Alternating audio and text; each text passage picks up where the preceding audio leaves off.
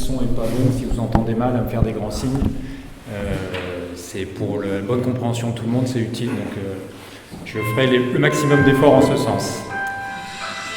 Me présenter rapidement pour vous dire d'où je parle. Donc effectivement, je suis un haut fonctionnaire en disponibilité depuis 2013 désormais, puisque mon ministère d'origine c'est le Quai d'Orsay et qu'à l'époque Laurent Fabius, ministre des Affaires étrangères, trouvait que ma parole était un peu trop libre. Donc il m'a poussé gentiment vers la sortie et depuis lors je travaille à mon compte. Mais il se trouve que dans ces 15 années de haute fonction publique, j'ai fait 5 ans dans le corps préfectoral, où j'ai occupé 3 postes successifs de directeur de cabinet en Dordogne, en Corse et en Martinique. Et pour ceux qui ne sont pas connaisseurs du fonctionnement du corps préfectoral, le directeur de cabinet dans le corps préfectoral est celui qui, par délégation du préfet, pilote les services de police et de gendarmerie, supervise la politique de lutte contre la délinquance et supervise les dispositifs de maintien de l'ordre. Donc ça, c'était de 2003 à 2008. La Dordogne était relativement calme, encore que, mais alors en Corse et en Martinique, ça ne l'était pas. Mais alors vraiment pas du tout. Et puis en 2013, donc, j'ai décidé de me mettre en disponibilité de la fonction publique et j'ai vaqué à d'autres occupations. Et surtout, en fait, ce qui s'est produit, c'est qu'en 2018, quand le mouvement des Gilets jaunes est né, j'ai regardé les 2 premiers actes à la télé, comme beaucoup de Français probablement, et puis le 3e acte, je suis allé sur un rond-point à côté de chez moi, où j'ai eu un choc, en fait, de découvrir ce mouvement qui, pour ceux qui en ont vécu l'expérience, vous embarque et vous ne le lâchez plus, en fait. Et sur ce rond-point, où le 3e samedi, j'y suis allé à côté de chez moi, il y avait peut-être 300 personnes sur le rond-point. J'y suis resté 3 heures à discuter avec les gens. Enfin, c'était une expérience incroyable, une expérience sociale et politique incroyable. Et de fil en aiguille, j'ai commencé à aller dans les manifestations le samedi, d'abord à Bordeaux, puis Paris. On a fait beaucoup de manifestations à Toulouse, à Nantes également. Je dis on parce que j'ai entraîné toute ma famille avec moi, mon épouse, mes 3 enfants. Et on a vécu ce mouvement des Gilets jaunes tous les samedis jusqu'au confinement, puisque c'est le confinement en fait qui a marqué le terme de la mobilisation, en tout cas de la mobilisation des samedis. Et qu'est-ce qui s'est passé dans ce mouvement des Gilets jaunes? C'est que en étant sous-préfet, j'avais vécu l'autre côté du Manche, c'est-à-dire j'organisais les dispositifs de maintien de l'ordre, et j'avais été formé aux principes qui préexistaient à l'époque sur le maintien de l'ordre, et ensuite en tant que manifestant, j'ai subi le maintien de l'ordre. Et j'ai eu un choc. J'ai eu un choc parce que j'ai découvert que le maintien de l'ordre en 2018, puis 2019 et 2020, et depuis lors, avait complètement changé de celui qu'on m'avait enseigné quand j'étais sous-préfet. Et en fait, Fabien Jobard, pour ceux qui connaissent, qui est un chercheur du CNRS spécialisé sur les questions de police et en particulier sur l'évolution du maintien de l'ordre, il me disait en fait, quand tu es rentré dans le corps préfectoral, on était à l'acmé du maintien de l'ordre à la française, vanté partout dans le monde. C'est-à-dire avec 2 principes fondamentaux du maintien de l'ordre, et on envoyait des formateurs partout dans le monde, former les polices et les gendarmeries, ou l'équivalent des polices et des gendarmeries en Europe, dans les pays de l'OCDE, en Afrique, en Asie. On avait 2 principes fondamentaux sur lesquels, moi, on m'avait expliqué en tant que jeune sous-préfet qu'on ne négociait jamais. C'était le principe de la désescalade. Tous les ordres qui devaient être donnés pour faire évoluer le dispositif devaient obéir au principe de la désescalade. C'est-à-dire qu'on reculait pour éviter la confrontation. Et jamais de NAS. Jamais, jamais, jamais de NAS. Et je raconte souvent cette anecdote, donc peut-être certains la connaissent, mais moi c'était un vieux policier en Corse qui m'avait expliqué ça et qui m'avait dit « Pourquoi on fait jamais de NAS ?» Il me disait qu'il avait vécu une expérience à Ajaccio où ils avaient nassé en bas du cours Napoléon des manifestants. Et pour ceux qui connaissent Ajaccio, en bas du cours Napoléon, vous avez la mer qui est là, mais vous avez un dévers de 4 ou 5 mètres, vous passez par-dessus la muraille, vous êtes bloqué. Et en fait, il y a des manifestants qui ont commencé à sauter sur la plage. Et certains se sont blessés. Et en fait, ce policier m'expliquait que dans les NAS, on met tout le monde en danger. On met les forces de l'ordre en danger et les manifestants parce qu'il y a des comportements irrationnels. Vous provoquez des comportements irrationnels, vous provoquez la peur. Donc ces 2 principes-là, qui étaient vraiment les points cardinaux non négociables de tout dispositif de maintien de l'ordre dans la conception et dans l'évolution et dans la réalisation des manœuvres. Et moi, en tant que manifestant, qu'est-ce que je découvre? Je découvre un dispositif de maintien de l'ordre qui est fondé sur l'escalade, la terreur, le contact et les NAS géantes. D'ailleurs, la première NAS que j'ai vue, je l'ai vue à la télé, c'était le premier acte, tout le monde l'a vu, c'était la place de l'Étoile. Et devant ma télé, en tant que les vieux réflexes de sous-préfet qui revenaient, je disais, mais qui pense ce maintien de l'ordre? Comment se fait-il que quelqu'un a eu l'idée stupide de nasser la place de l'Étoile? Je ne comprenais pas. Et je voyais les gilets jaunes qui tournaient autour de l'Arc de Triomphe, ça gazait de tous les côtés, donc ils essayaient de sortir sur une avenue, ils repiquaient au centre. Bref, en tant que sous-préfet, je ne comprenais pas. Et surtout, ce qui m'a vraiment choqué, c'est qu'au fur et à mesure des manifestations, et assez vite, parce que les manifestations de janvier et février 2019, en tout cas celles que j'ai vécues à Bordeaux, ont commencé à devenir violentes en termes de répression. Et avec ma fille, que j'ai entraînée dans le mouvement et qui à l'époque avait à peine 18 ans, on a décidé de filmer les manifestations à Bordeaux dans un premier temps pour rendre compte de la mobilisation. Parce qu'on avait le sentiment que les médias mainstream estompaient, cachaient, invisibilisaient l'ampleur de la mobilisation. Surtout à Bordeaux, qui n'a pas la réputation d'être une ville où on se mobilise. Même s'il est vrai que beaucoup de gilets jaunes viennent des alentours. Mais en tout cas, la manifestation avait lieu à Bordeaux. Et on a d'abord commencé à filmer ça. Et très vite, confronté à la violence de la répression, du maintien de l'ordre, on a orienté sur la documentation de la violence des forces de l'ordre. Et on a commencé à filmer, donc ma fille et moi nous filmions. Elle a créé un média qui s'appelle AB7 Média, qui est présent sur YouTube, sur X, sur Insta, et je ne sais plus si sur Facebook elle a ouvert quelque chose, je ne crois pas. Mais voilà. Et c'était elle qui faisait les montages. Chaque samedi, elle faisait un montage de nos différents rushs pour rendre compte de la manifestation. Et chacun sur nos comptes respectifs à l'époque Twitter, devenu X depuis, on mettait aussi des rushs en spontané, en direct pendant la manifestation, en particulier quand il y avait des actions violentes des forces de l'ordre. Donc voilà d'où je parle. Donc j'ai vécu on peut le dire, ce traumatisme de découvrir que le maintien de l'ordre avait complètement changé et qu'on avait basculé dans une autre dimension. Moi, je le dis très clairement, le maintien de l'ordre que j'ai vécu en tant que gilet jaune et après dans les autres manifestations et dans les autres mobilisations sociales n'est plus du maintien de l'ordre, c'est de la répression. C'est-à-dire que le maintien de l'ordre, c'est comme son nom l'indique, c'est maintenir l'ordre dans le cadre des règles de droit qui préexistent dans le pays en question. La répression, c'est pour faire taire une contestation. On n'est plus du tout dans le même registre. La politique du maintien de l'ordre telle qu'elle est appliquée, en particulier parce qu'il y a un vrai virage à partir de mars 2019, avec les nouvelles lois qui sont votées pour accentuer la répression, en particulier la répression financière, puisqu'on modifie l'amende de non-respect d'arrêté préfectoral, qui passe à 135 €, mais pas que ça. À Paris, on recrée, je dis on recrée parce qu'on crée les bravem, mais on recrée les voltigeurs.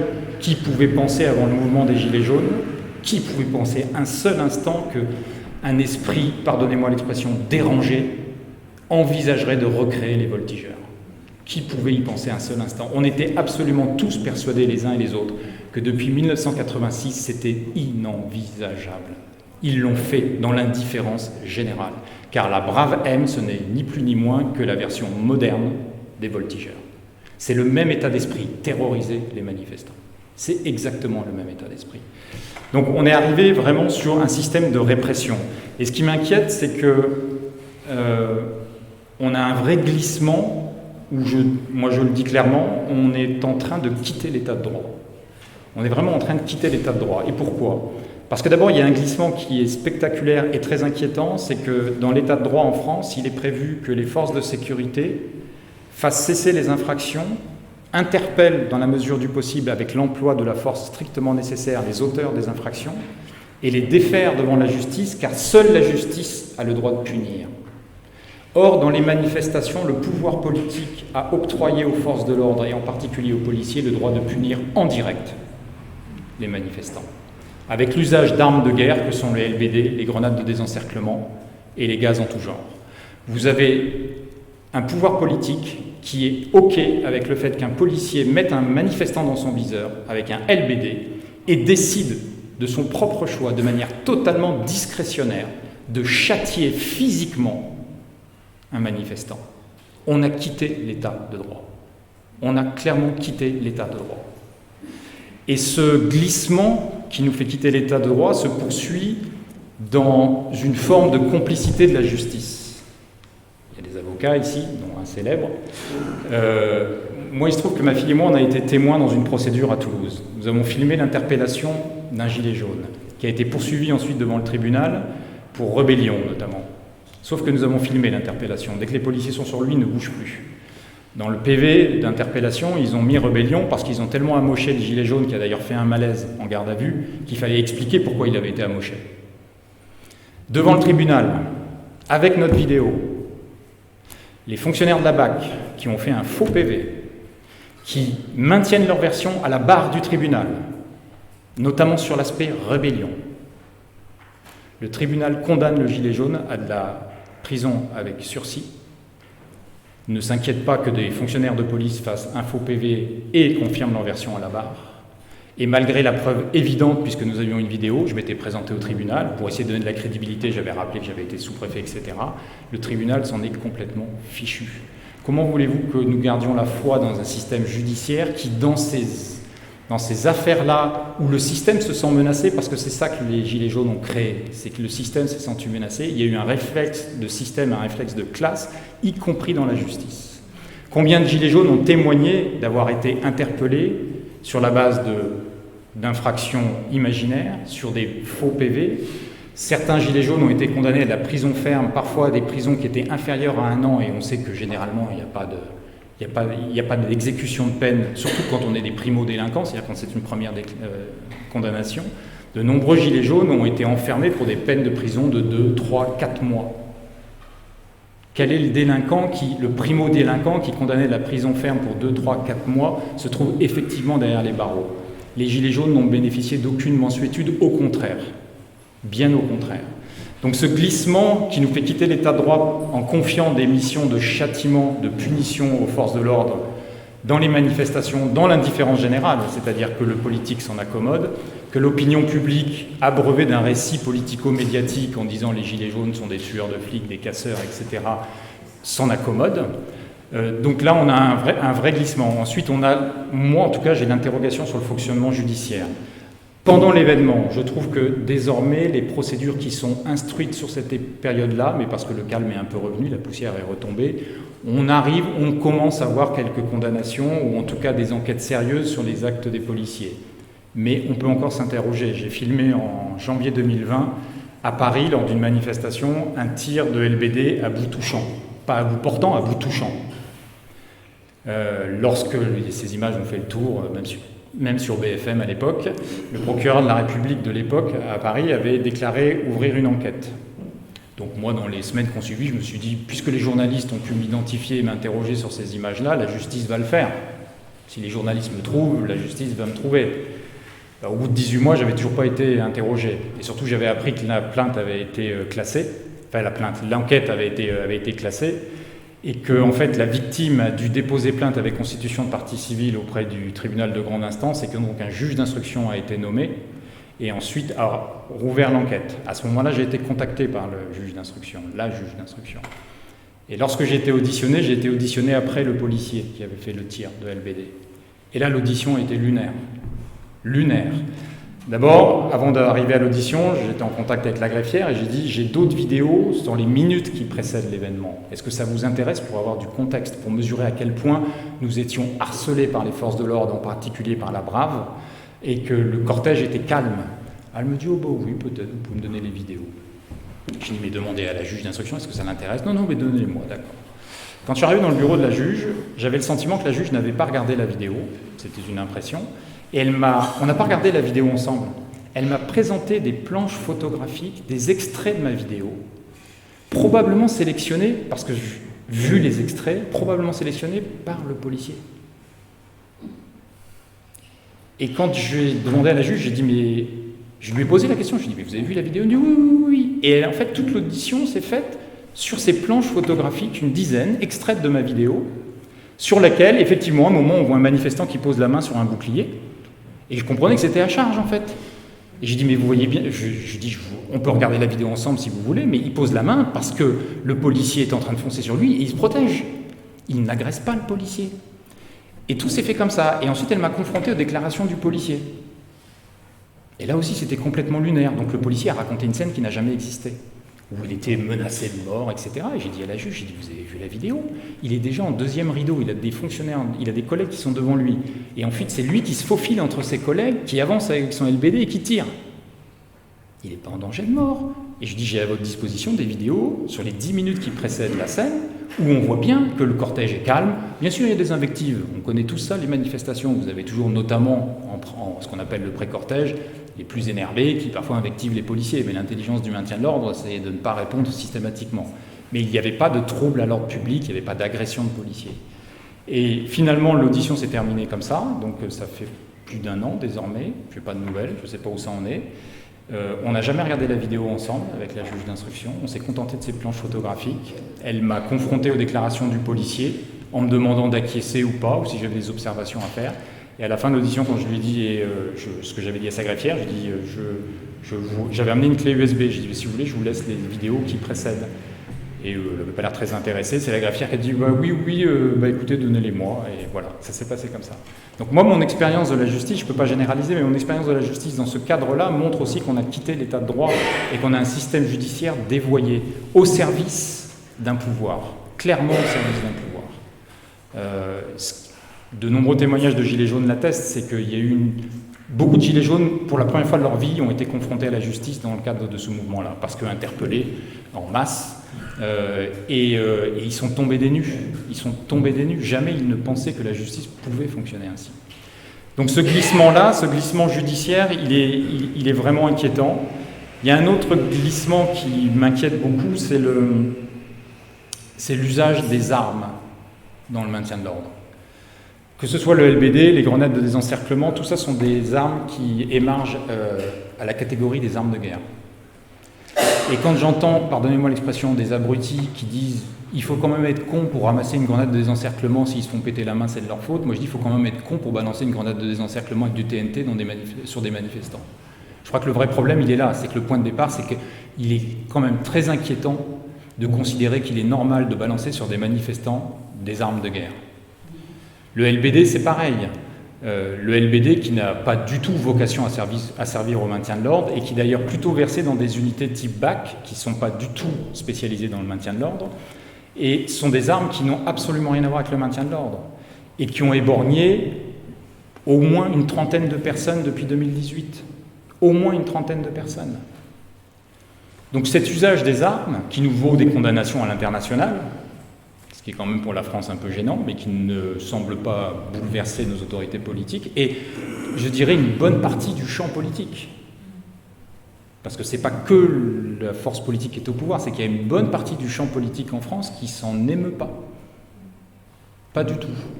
Donc cet usage des armes aussi est inquiétant, et on a atteint le sommet à Sainte-Soline, pour défendre un trou. Pour défendre un trou.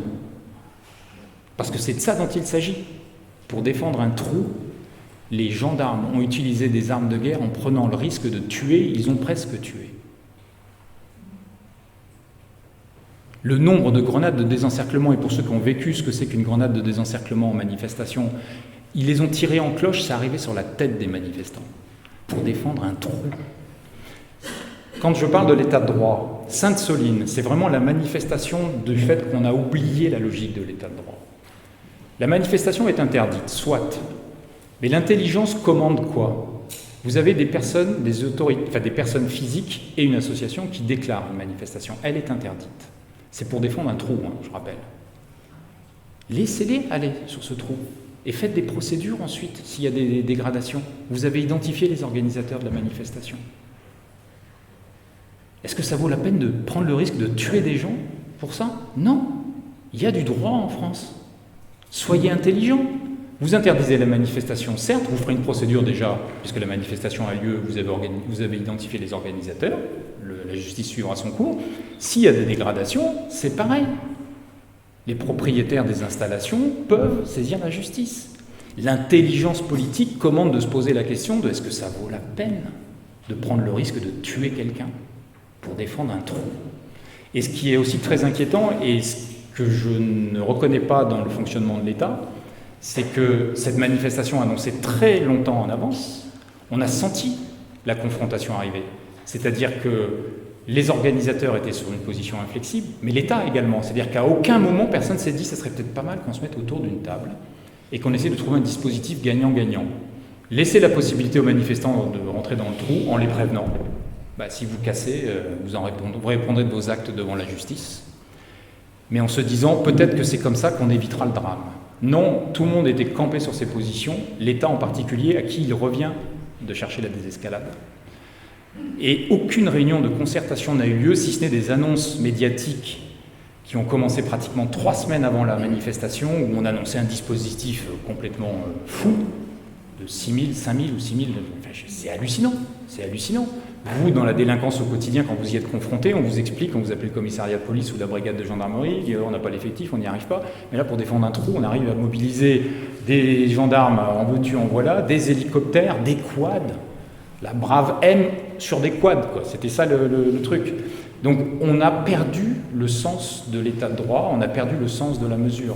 Et dans l'usage des armes, pour réprimer des manifestations, non pas pour le maintien de l'ordre, mais pour réprimer des manifestations, on a perdu le sens de la mesure. Désormais, le pouvoir politique, via les forces de l'ordre, a déclaré la guerre à son peuple. C'est pour ça qu'il utilise des armes de guerre. Ces glissements-là aussi sont très inquiétants, en particulier à Paris, dans le choix des unités qui interviennent en manifestation.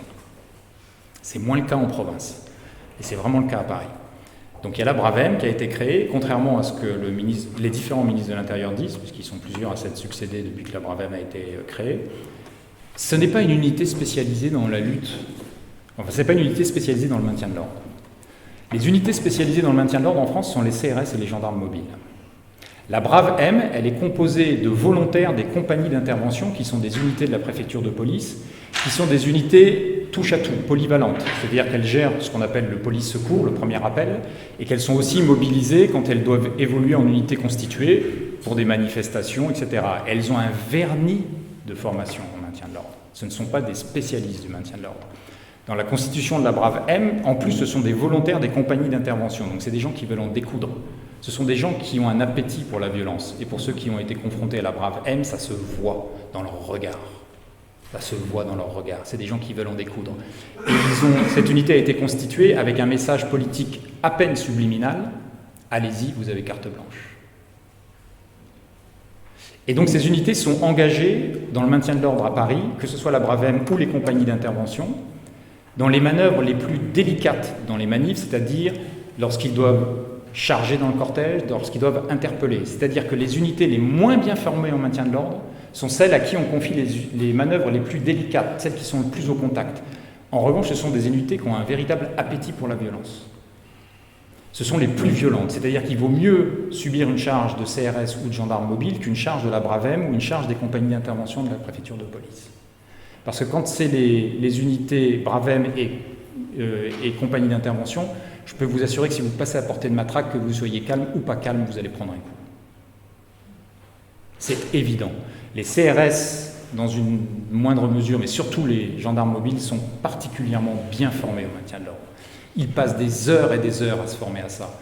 Alors il y a une école de CRS que je n'ai pas eu la chance de visiter, mais l'école de formation du maintien de l'ordre pour les gendarmes mobiles, elle est à Saint-Astier en Dordogne. Il se trouve que comme j'ai été directeur de cabinet du préfet de la Dordogne, j'y suis allé. C'est impressionnant la formation qu'ils subissent. C'est impressionnant. En plus, le grand avantage des gendarmes mobiles, c'est que comme ce sont des unités militaires, la discipline est parfaitement respectée. Et en matière de maintien de l'ordre, il faut de la discipline. C'est-à-dire pas d'initiative personnelle sur le terrain.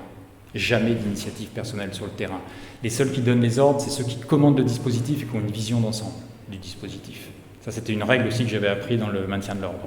Aujourd'hui, à Paris en particulier, la Brave M et les compagnies d'intervention sont complètement livrées à elles-mêmes. Ce sont des meutes qui chargent à la discrétion du commissaire qui commande.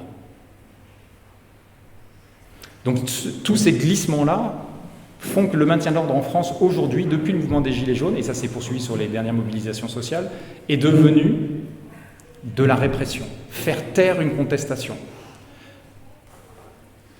Il y a malheureusement d'autres dérives et d'usage de droits dévoyés dans la gestion du maintien de l'ordre, que sont les interdictions de manifestation. Heureusement, la juridiction administrative en a annulé quelques-unes, mais pas toutes. Donc c'est un peu la loterie. C'est comme si les principes étaient malléables, ça dépendait des circonstances. Et avec une autre habitude, c'est que pour contourner la non-déclaration des manifestations, désormais les préfets prennent des périmètres d'interdiction de rassemblement. Donc pendant les Gilets jaunes, tous les centres-villes étaient interdits. Que les Gilets jaunes aillent manifester dans les banlieues populaires, etc., ce n'était pas le problème du préfet. Mais alors le centre-ville, on n'y touche pas. Et ça, c'était valable partout, dans toutes les villes de province. Paris, avec les arrondissements qui allaient bien, c'est-à-dire tout ce qui était autour de l'Élysée, autour de l'Assemblée nationale, du Sénat. Mais si les Gilets jaunes avaient envie de manifester dans le 20e arrondissement, il n'y avait aucun problème. Aucun problème. C'est exactement pareil dans les villes de province, pour avoir fait Bordeaux, Toulouse ou Nantes. Si vous alliez ailleurs que dans le centre-ville, il n'y avait aucun problème. D'ailleurs, à Bordeaux, les arrêtés d'interdiction, le périmètre, il était très clair, c'est qu'on ne pouvait pas accéder à la rue Sainte-Catherine. On avait le droit à la place de la Victoire, on n'avait pas le droit à la rue Sainte-Catherine. Le cours de l'intendance, il fallait forcer, sinon on avait des barrages. Et on préservait ce centre-ville-là. À Toulouse, c'était exactement la même chose. C'était le centre-ville qui était préservé. Quand les cortèges s'en allaient ailleurs, on n'était même pas, les policiers nous suivaient à peine. Donc l'usage répété de l'interdiction tous les samedis et après sur les autres mobilisations sociales de périmètres très larges, avec toujours les mêmes motivations, les mêmes considérants, et avec notamment à Paris la rédaction des arrêtés préfectoraux qui était extrêmement choquante, puisque les personnes qui étaient visées par l'interdiction étaient des personnes, et je cite la rédaction des arrêtés préfectoraux, se revendiquant du mouvement des Gilets jaunes. Si ce n'est pas un délit d'opinion, c'est quoi? Si vous portiez un gilet jaune, vous étiez interpellé, placé en garde à vue. Si vous portiez une chasuble CGT, vous n'étiez pas interpellé. C'était écrit comme ça, et ça ne visait que les personnes se revendiquant, c'est l'expression, se revendiquant du mouvement des Gilets jaunes. Combien de gardes à vue abusives ont découlé de ces arrêtés préfectoraux? Combien de gardes à vue abusives ont découlé de ça? Des milliers de gardes à vue. Avec même à Paris un procureur de la République qui demande à ce qu'on maintienne en garde à vue des manifestants jusqu'à la fin de la manifestation pour éviter qu'ils retournent sur le terrain. Ce n'est pas le principe de la garde à vue. Le principe de la garde à vue, c'est qu'il faut avoir un minimum d'éléments quand même pour vous priver de votre liberté, que l'officier de police judiciaire qui vous reçoit au commissariat et qui a discuté avec les fonctionnaires qui vous ont interpellé, ensuite se met en rapport avec le parquet, discute avec le parquet de la pertinence ou pas d'avoir la garde à vue, et c'est rebelote au moment de la prolongation. Combien de manifestants, pas que des gilets jaunes, des manifestants en général, ont fait des gardes à vue où il n'y avait rien dès le début? Il n'y avait rien, il n'y avait pas un début de commencement d'indice de commission d'infraction. Le parquet valide la garde à vue. Et parfois, le parquet validait la prolongation. Et vous avez des manifestants qui, à l'issue de la prolongation, sortent et il n'y a rien. Il n'y a même pas de poursuite, il n'y a rien du tout. Et vous avez des médias qui, là aussi dans le récit politico-médiatique, qui infusent l'idée que la police et la justice font leur travail et qu'il y a eu des centaines d'arrestations. Sauf qu'il faut regarder à la fin combien de personnes ont été condamnées. D'abord, combien de personnes ont été déférées, effectivement, devant la justice, et combien de personnes ont été condamnées. Je pense que le taux oscille entre 5 et 10%. Quand vous regardez les chiffres d'interpellation et les chiffres de déferment et de condamnation, ça doit être de l'ordre de 5%. J'ai fait le compte sur quelques manifestations, c'était 5%, en tout cas à Paris. Donc c'est de cet ordre-là. Donc on peut s'interroger légitimement sur les 95% de garde à vue restantes, elles étaient motivées comment? Comment se fait-il que... Alors, les fonctionnaires interpellateurs, à la limite, mais ensuite ça arrive à l'OPJ. On a de nombreux témoignages aussi de gilets jaunes qui, une fois arrivés au commissariat, étaient face à un OPJ qui soufflait, qui disait « Qu'est-ce que vous faites là ?» Parce que l'OPJ, son boulot, c'est aussi de s'occuper des autres formes de délinquance. Et quand vous avez 10 ou 15 manifestants qui arrivent dans un commissariat, vous embolisez complètement le fonctionnement du commissariat. C'est-à-dire qu'il n'y a plus de dépôt de plainte possible, il n'y a plus de possibilité de s'occuper de la délinquance. C'est pas possible. Donc vous avez des OPJ qui ensuite ont contacté le parquet, que le parquet a validé. Et il y avait des instructions, même écrites. Le parquet valide et parfois le parquet prolonge. Et après, il y a des gens qui sortent et qui n'ont rien, qui n'ont rien, qui ne sont pas poursuivis judiciairement parlant, mais qui sont choqués. Et l'objectif de ces gardes à vue aussi, c'est de décourager les manifestants de revenir manifester. Ça fait partie de ce que j'appelle la terreur. La terreur, elle est dans le maintien de l'ordre, sur le terrain, elle est judiciaire, et ensuite elle est économique et financière, avec les amendes. Quand vous prenez une amende de 135 €, que pour ceux qui ont essayé de la contester, c'est le parcours du combattant. Et en plus, si vous, à la fin, vous n'arrivez pas à convaincre qu'elle n'était pas justifiée, vous payez une amende majorée. Donc ça décourage aussi beaucoup de monde de contester l'amende. Et quand vous payez une amende de 135 €, que vous savez que parmi les manifestants, vous avez beaucoup de personnes qui n'ont pas de gros revenus, 135 €, c'est 10% d'un SMIC. Quand vous touchez le SMIC, à quel moment vous avez 10% de marge de manœuvre financière? À quel moment? Donc on voit bien aussi quel est l'objectif d'avoir augmenté cette amende-là. On voit bien qui ça vise. Il y a clairement un objectif politique dans cette répression financière.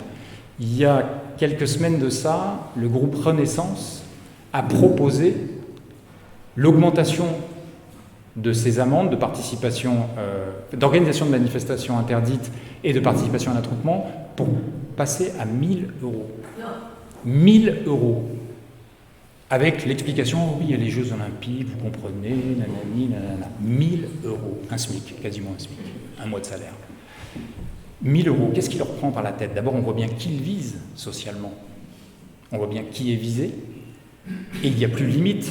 Si c'est la loi qui sert d'outil de répression, à quel moment nous gardons, nous, le devoir de respecter la loi? À quel moment nous pouvons nous abstenir, nous débarrasser de ce devoir de respecter la loi? Parce que c'est ça le sujet, et c'est ça qui va m'amener sur l'autre partie, parce que quand on parle de violence légitime, j'ai oublié de le dire, mais ça c'est Darmanin aussi qui nous fait croire qu'il a lu Max Weber. L'expression de Max Weber, d'abord c'est de la sociologie. Donc quand on est ministre de l'Intérieur, on n'est pas sociologue. Donc on évite d'utiliser des concepts de sociologie. Max Weber disait « l'État n'a pas le monopole de la violence légitime, il le revendique ». C'est pas la même chose. L'État revendique le monopole de la violence légitime. Donc déjà, notre ami Darmanin a du mal à saisir la réalité du propos de Max Weber. Mais ce qui est plus inquiétant, c'est que dans un état de droit, on n'est pas entre débats on n'est pas entre sociologues. Dans un état de droit, ce qui compte, c'est la loi. Et la loi, elle ne parle pas de violence légitime. La loi, elle parle de l'emploi de la force. Et elle encadre l'emploi de la force. Le terme consacré, c'est l'emploi de la force. Parce que dans un état de droit comme celui qui prévaut en France, toute violence, je dis bien toute violence, est illégale. Toute violence est illégale. Donc, ce concept de violence légitime est extrêmement dangereux et il faut ramener sur les termes de la loi. Et s'agissant des forces de l'ordre, quand on parle des forces de l'ordre, on ne parle pas de violence légitime, on parle d'emploi de la force. Et l'emploi de la force en France est encadré par la loi. Donc aujourd'hui, le sujet c'est est-ce que les forces de l'ordre sont toujours dans ce registre-là ou pas? Moi je le dis clairement, non. L'emploi de la force n'obéit plus aux règles de l'état de droit en France dans le cadre des répressions de manifestations. Je pense qu'on pourrait également l'étendre à ce qui se passe quand il y a des émeutes urbaines. Mais je ne suis pas allé sur le terrain, donc je ne parle pas de ce que je ne connais pas, mais ce que je connais en matière de maintien de l'ordre lors des manifestations, c'est très clair qu'on a quitté l'état de droit. Très clair. Maintenant, la question de la violence légitime, si on revient au concept sociologique, à quel moment les manifestants, à quel moment les opposants peuvent revendiquer la légitimité de l'emploi de la violence? Parce que désormais, la question se pose. Désormais, la question se pose. Si en face de vous, vous avez un État avec des forces de l'ordre qui ont quitté l'état de droit et qui n'emploient plus la force selon les conditions de l'état de droit, et que vos voies de recours n'existent quasiment plus, alors je ne vous parle pas de l'IGPN, mais la justice est une voie de recours d'abord dans laquelle les manifestants ne croient plus, mais qui objectivement n'est pas une voie de recours systématique et garantissant nos droits. À quel moment les manifestants, les opposants, peuvent revendiquer légitimement l'emploi de la violence?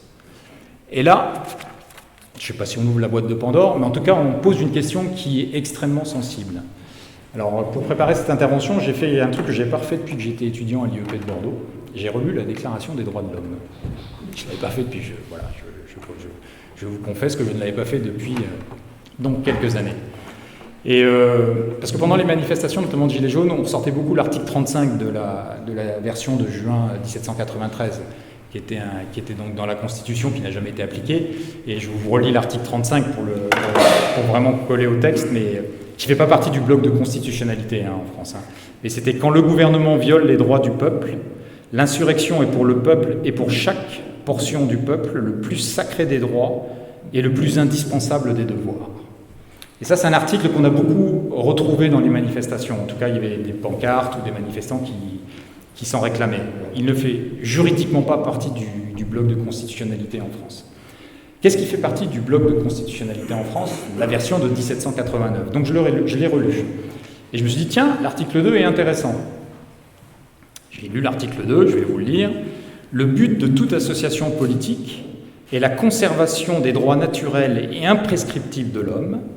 Ces droits sont la liberté, la propriété, la sûreté et la résistance à l'oppression. Alors je me suis dit déjà, il y a un truc là, il y a un conflit. La sûreté et la résistance à l'oppression, l'État va réclamer la sûreté, certains citoyens d'ailleurs vont réclamer ce droit-là, qui peut entrer en opposition à la résistance à l'oppression. Mais j'ai dit qu'à cela ne tienne, au moins la résistance à l'oppression fait partie du bloc de constitutionnalité. Et puis j'ai continué ma lecture et je ne me souvenais pas de la suite des articles. Et là, il y a l'article 7 de la Déclaration des droits de l'homme qui limite singulièrement ce fameux droit à la résistance à l'oppression. Puisque l'article 7 rappelle que chaque citoyen doit obéir immédiatement à la loi et qu'il se rend coupable s'il résiste. Il se rend coupable s'il résiste. Le terme, c'est « il se rend coupable par résistance ». Comment fait-on quand l'oppression est opérée sur la base de la loi? La Déclaration des droits de l'homme de 1789 ne nous donne pas la réponse. Il faut aller la chercher ailleurs. Parce que l'article 7 vous dit que quand il s'agit de la loi, vous êtes tenu d'obéir.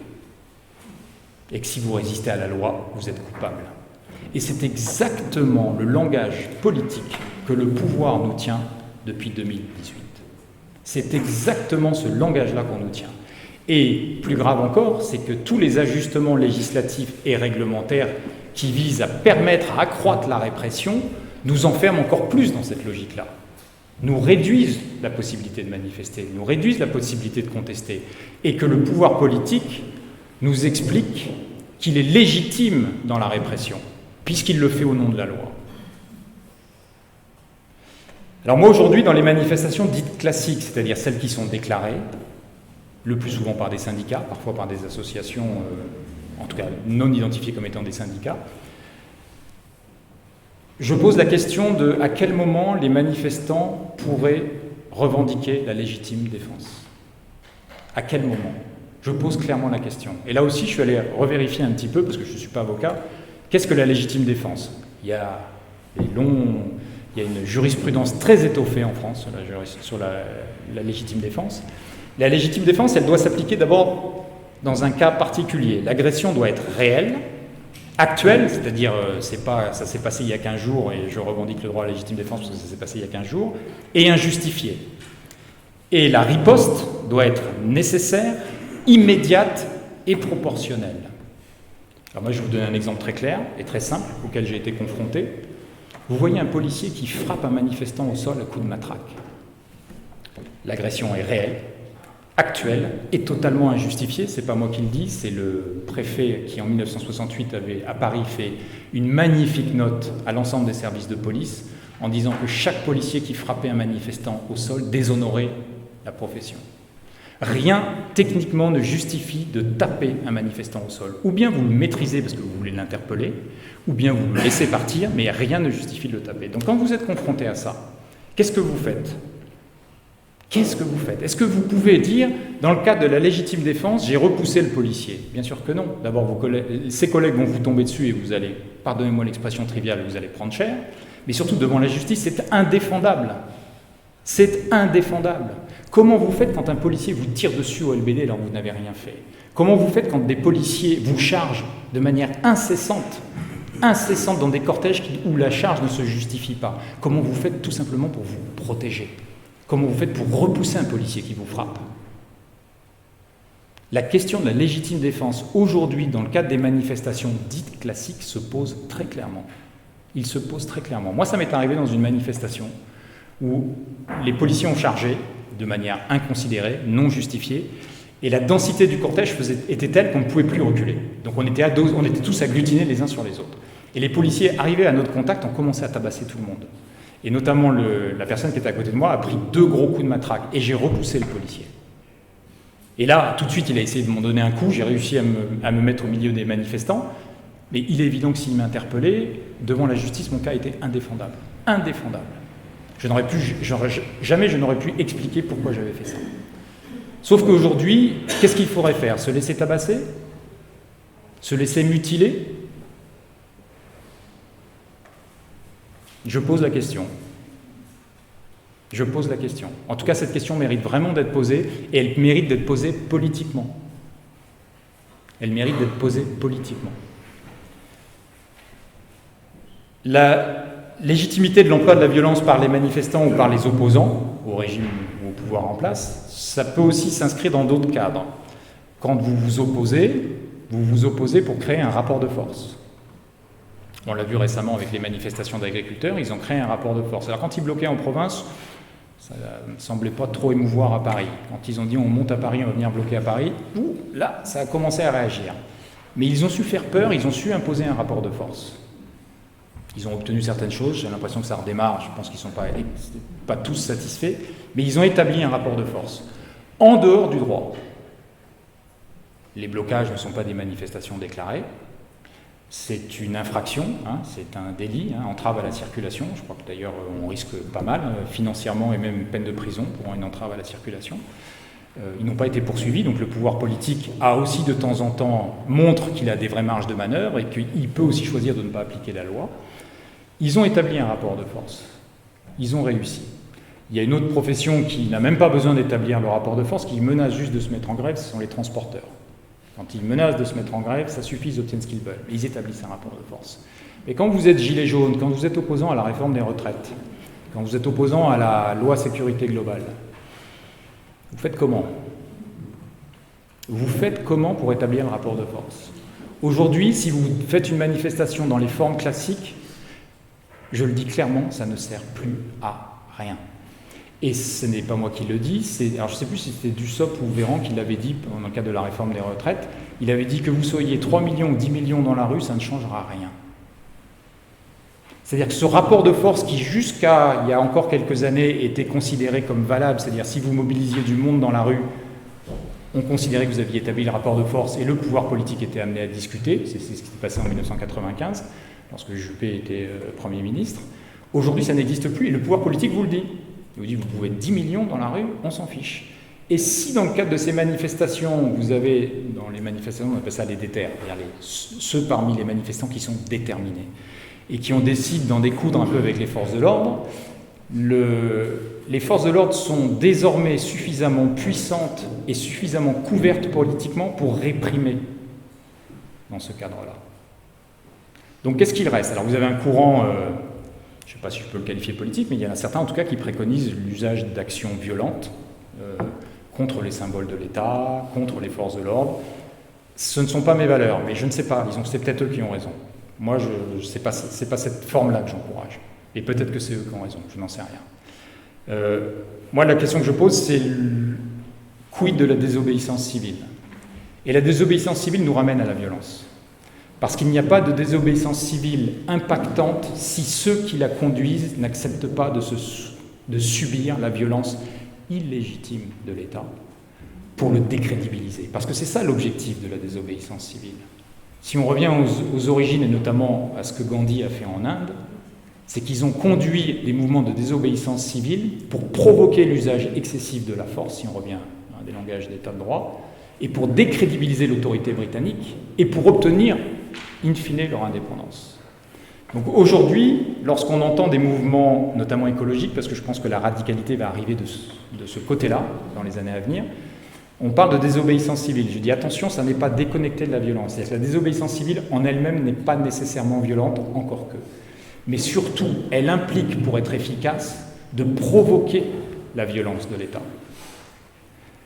Il faut quand même un sacré niveau de détermination pour accepter de s'exposer à la violence de l'État. Et la question que je pose toujours, et que je me pose à moi régulièrement, et la réponse appartient à chacun d'entre vous, c'est quel prix sommes-nous prêts à payer pour nos convictions? Quel prix sommes-nous prêts à payer pour nos convictions? Et aujourd'hui, pour ceux qui choisissent l'usage de la violence en tant que tel, c'est leur choix, ce n'est pas le mien. Moi, j'ai beaucoup d'espoir dans la désobéissance civile, mais je suis le premier à me poser la question, jusqu'où je suis prêt à aller pour m'exposer dans le cadre d'actions de désobéissance civile à la violence de l'État. La désobéissance civile, ça prend 1001 formes.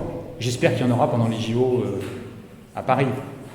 Mais ceux qui vont essayer quelque chose pendant la cérémonie d'ouverture, il faut qu'ils soient quand même bien informés qu'au-delà de la violence physique qu'ils vont subir, la répression judiciaire va être féroce. Donc il en faut des soldats, il en faut une armée. Hein. Parce que quand la première ligne tombe, il faut que la deuxième ligne monte au front. Et aujourd'hui, malheureusement, parce qu'on est dans une démocratie dysfonctionnelle, on en est amené à se poser ces questions-là. Ce qui est frappant, et ça a été très clair dans la réforme des retraites, c'est que le pays est contre cette réforme. C'est simple. Tous les syndicats sont contre, y compris la CFDT. Même le MEDEF dit est-ce que c'est le moment de passer ce truc-là. Même le MEDEF n'est pas tellement sûr que ça soit opportun. Ils n'ont pas la majorité à l'Assemblée nationale. Ils passent en force. Alors, certes, en respectant un article de la Constitution. Mais je veux dire, l'addition de ces critères nous montre que ce n'est plus la démocratie.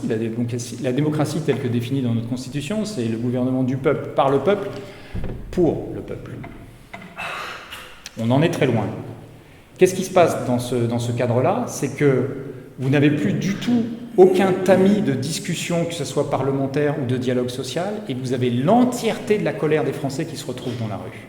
Normalement, dans une démocratie qui fonctionne, vous avez le dialogue social avec les syndicats, qui permet de trouver des accords, des compromis, vous filtrez la colère. Vous avez le débat politique, parlementaire, qui vous permet de trouver des compromis, vous filtrez un autre niveau de colère. Et à la fin, il ne vous reste dans la rue que la colère résiduelle. Et là, le maintien de l'ordre a son sens. C'est-à-dire dans une démocratie qui fonctionne, la colère résiduelle, elle est gérée dans le cadre du maintien de l'ordre. Et elle s'exprime dans le cadre de manifestations. Mais là, aujourd'hui, vous avez une démocratie en France que je considère comme totalement dysfonctionnelle, et vous n'avez plus aucun filtre à la colère, et toute la colère se retrouve dans la rue. Et quand toute la colère se retrouve dans la rue, si vous voulez la contenir, quand vous êtes au pouvoir, vous devez mettre face à toute cette colère les moyens auxquels nous faisons face aujourd'hui, c'est-à-dire des armes de guerre. Vous n'avez pas le choix quand vous êtes le pouvoir politique. Quand toute la colère se retrouve dans la rue, vous ne devez reculer devant aucun moyen de répression physique, judiciaire et financière pour contenir cette colère, pour la faire taire. Et aujourd'hui, on en est là. Et à chaque nouveau débat politique, projet de loi, on arrive exactement à ça. Il n'y a plus aucun mécanisme institutionnel ou de dialogue social qui permet de filtrer la colère, qui permet d'obtenir des compromis, qui permet d'atténuer la colère. Et donc toute la colère se retrouve dans la rue. Et donc le pouvoir politique, aujourd'hui, le sait très bien, parfaitement conscient qu'il ne tient que par sa police, très clairement. C'est pour ça qu'il cède à tout. On est quand même arrivé à des extrémités où, parce que vous êtes policier, si vous portez votre arme, vous ne payez pas votre billet de train. Quel est le rapport? Ah ben oui, mais je suis en service. Quels sont les cas? Ce qui est fou, c'est qu'aucun journaliste n'a jamais posé la question à Darmanin, c'est quels sont les cas où un fonctionnaire de police n'a pas pu venir en aide à une personne en difficulté parce qu'il n'avait pas son arme de service? Il n'y en a pas. Il n'y en a pas. Donc au nom de quoi vous autorisez tous les fonctionnaires de police à porter leur arme, et quand ils portent leur arme, en plus, ils ne payent pas leur billet de train? Parce que du coup, le pouvoir politique s'est rendu totalement dépendant des plus bas corporatismes policiers. Alors la gendarmerie, c'est différent, ils n'ont pas le droit syndical. Alors, il y a des amicales, il faut remonter d'autres doléances d'une autre façon, mais ce n'est pas la même chose. Mais aujourd'hui, vous avez un pouvoir politique qui ne tient pas par les fondements de la démocratie, qui ne tient pas par les fondements institutionnels, mais qui tient par sa police. Et on voit bien que la seule préoccupation qu'ils ont, notamment pour les JO de 2024, elle est sécuritaire. Alors il y a des vraies menaces. Bien sûr qu'un événement comme ça peut susciter des projets d'attentats, etc. Mais la vraie menace que eux considèrent comme étant réelle pour les JO, c'est le peuple français. C'est les écolos, c'est les gens qui ne sont pas contents. C'est ça la vraie menace pour eux. Ils vont mettre des QR codes de circulation à Paris. C'est ça la vraie menace. On en est arrivé aujourd'hui, et les armes de guerre symbolisent ça, où vous avez un pouvoir politique qui est en guerre contre toute une partie de son peuple. Et donc la question de l'emploi de la violence en réaction à ça se pose clairement désormais pour les manifestants et les opposants. Elle se pose clairement. Moi, je la pose dans le cadre de la désobéissance civile, en connaissant les limites de cet engagement, c'est-à-dire que je n'accablerai jamais personne qui me dira « mais je ne suis pas prêt à aller jusque-là ». Parce que le risque que vous prenez à aller jusqu'au bout d'une logique de désobéissance civile, il est élevé. Vous prenez des risques physiques, vous prenez des risques judiciaires, vous prenez des risques financiers. C'est une réalité. Aujourd'hui, c'est une réalité. Donc, pas pour conclure, parce qu'on va échanger ensemble sur tous ces sujets-là, je tire régulièrement la sonnette d'alarme sur ce glissement du maintien de l'ordre vers la répression, vers le fait qu'on a un état de droit qui, quand il n'est pas dévoyé, est mis au service juridiquement pour la répression, pas pour le maintien de l'ordre. Et aujourd'hui, on a comme acte de résistance possible les moyens classiques, légaux, que sont la manifestation essentiellement, qui ne sont plus opérants, qui ne constituent plus un contre-pouvoir. La rue ne constitue plus, dans ses formes classiques, un contre-pouvoir. Comment faisons-nous ? On a eu un petit exemple intéressant de désobéissance civile et d'action innovante politique, c'était les casserolades. Ça les a rendus dingues. Les casserolades, ça les a rendus complètement dingues. Au point que la Première ministre, avait fait une note à l'ensemble des membres du gouvernement leur demandant de limiter leurs déplacements sur le terrain parce que les forces de l'ordre ne pouvaient plus. Les casserolades, vous êtes 10, vous avez 4 casseroles, vous les faites paniquer. On en a fait une, nous, à Pessac, avec mon épouse. On n'était pas très nombreux, c'était une cérémonie patriotique et il y avait la députée Renaissance du coin, mais les flics étaient fous. D'abord, c'était un jour férié, ils avaient dû mobiliser tout le monde, donc vous savez que les jours fériés, les effectifs sont allégés, donc déjà ça énervait tous les policiers qui étaient là, mais ils étaient fous. Ils disaient, c'est quoi ces hurluberlus avec des casseroles et qui frappent dessus ? Ils étaient complètement dingues. Donc ça aussi, ce sont des modes de mobilisation et d'action très intéressants, c'est-à-dire qu'on n'a pas besoin de faire masse, mais il faut créer de l'incertitude dans le camp d'en face. Donc il faut être mobile, il faut être innovant, il faut être partout, et partout on n'a pas besoin d'être nombreux. Et ces casserolades les ont vraiment rendus dingues. On s'est fatigués, nous aussi, on a arrêté. Mais ça les a vraiment rendus dingues. L'idée qu'on envoie le message au gouvernement en disant « partout où vous irez, vous nous trouverez », ce qui était un peu l'idée des Gilets jaunes aussi avec les ronds-points. Et partout où vous irez, nous serons là. C'était une bonne idée. C'était une très bonne idée. Et ça n'a pas besoin de beaucoup de monde pour mobiliser. Et ça leur fait mal. Et il y a un moment où les forces de l'ordre ne peuvent plus.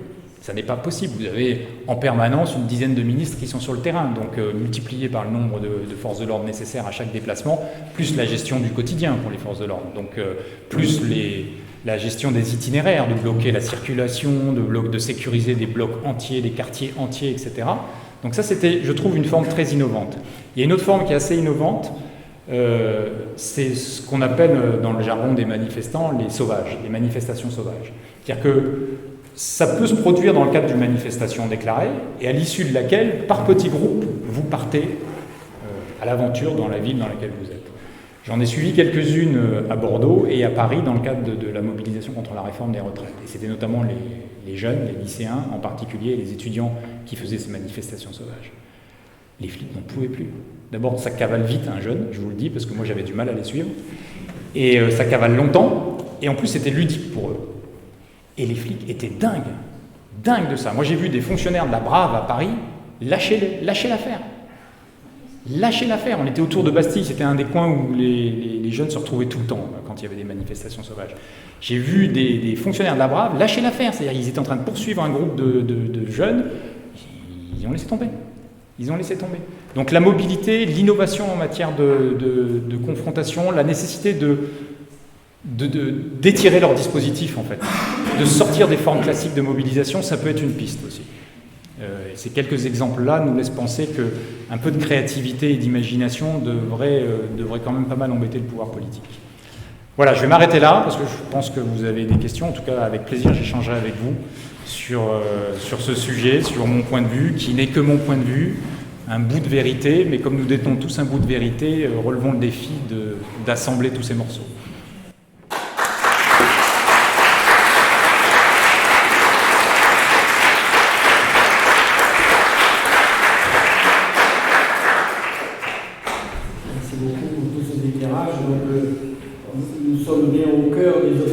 de l'UPB, c'est-à-dire informer pour créer de la réflexion chez les citoyens pour qu'on se pose de bonnes questions.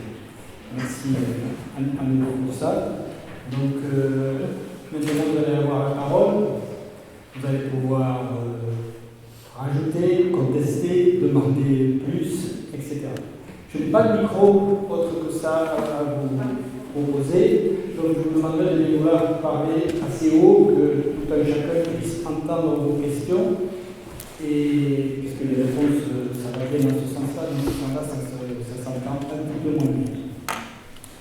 Donc la parole, Jean-Luc, peut-être. Ouais. Moi j'avais deux... C'est bon, vous entendez? Moi j'avais deux questions, deux remarques. Bon, vous nous avez dit qu'effectivement, à partir du moment où l'État ne tient que grâce à sa police, finalement c'est la police qui tient l'État d'une certaine manière. Tout à fait. Alors, bon, moi j'appartiens à un mouvement et à un parti qui prône une refonte totale de la police du sol au plafond, comme on dit. Le problème, c'est que 60 à 70% des effectifs de police, selon les sondages, votent à l'extrême droite. Bon, moi je pense qu'entre Macron et Le Pen, il n'y a pas grand-chose, si ce n'est peut-être que Macron n'a pas encore sa carte au Front National. Tellement il a fait le lit, tellement il a été le marchepied de ce qui est à craindre. Donc, comment est-ce que vous voyez les choses? Est-ce que demain, alors on va arriver, une 6ème République se met à faire cogiter un certain nombre de gens, etc. Comment ça se passerait? Est-ce que la police jouerait le jeu de la République, de cette nouvelle République? Voilà, ça c'est la première question. Et la deuxième question, c'est comment vous avez un petit peu abordé le sujet. Comment est-ce que vous expliquez que pendant 10 jours, presque 15 jours, les agriculteurs ont pu faire quasiment ce qu'ils voulaient, hein, très franchement, en envoyant du purin gauche à droite, sauf malheureusement sur ceux qui les méritaient davantage, pour moi. Bon, donc sur les bâtiments, mais pas sur les personnes. Darmanin n'est pas devenu humain du jour au lendemain. Bon, comment est-ce que vous expliquez ce choix politique qui fait que eux, ils n'ont pas morflé, alors que nous, c'était au quotidien. Voilà. Des questions que je me pose. Ça mériterait une conférence presque complète là-dessus. Sur la police, c'est vrai que la police désormais tient l'État, et moi j'invite à la prudence. Et effectivement, les sondages montrent que les policiers votent à l'extrême droite, mais le Rassemblement national est un parti légal en France. Ses idées sont abjectes, moi je fais partie de ceux qui ne les partagent pas et qui les combattent, mais c'est un parti légal, donc attention de ne pas verser non plus dans le délit d'opinion. Ces policiers votent à l'extrême droite, c'est leur choix. Moi, à titre personnel et politiquement, je le regrette, je le déplore, mais c'est ainsi. Le sujet, il n'est pas là. Le sujet, c'est est-ce que l'autorité politique exerce pleinement son autorité dans le cadre des règles de l'état de droit pour que la police soit au service de la population. Ce qui fait la différence entre une police et une milice, c'est la police est au service de la population, la milice est au service du pouvoir. C'est ça la différence. Et là, aujourd'hui, le jeu trouble que jouent les syndicats de police, et en particulier le premier d'entre eux, Alliance, qui, pour le coup, a des accointances affichées avec le Rassemblement national, c'est que ni ce syndicat, ni leurs revendications corporatistes ne sont au service de la population, et que dans leur jeu trouble, ils se mettent au service du politique pour obtenir des satisfactions. Donc, ils se comportent comme des miliciens. C'est vraiment l'état d'esprit d'une milice. Donc, c'est ça le sujet. Donc, on a aujourd'hui besoin, non pas de virer tous les policiers, d'abord parce qu'il faudra en rembaucher au moins autant et on ne pourrait pas le faire. On a besoin... Moi, mon premier préfet était un ancien flic, un ancien grand flic. Et il m'avait dit, vous savez, Laurent, quand vous prenez la tête d'une organisation, vous prenez le plus pourri de l'organisation, vous le tuez. Tout le monde rentre dans le rang.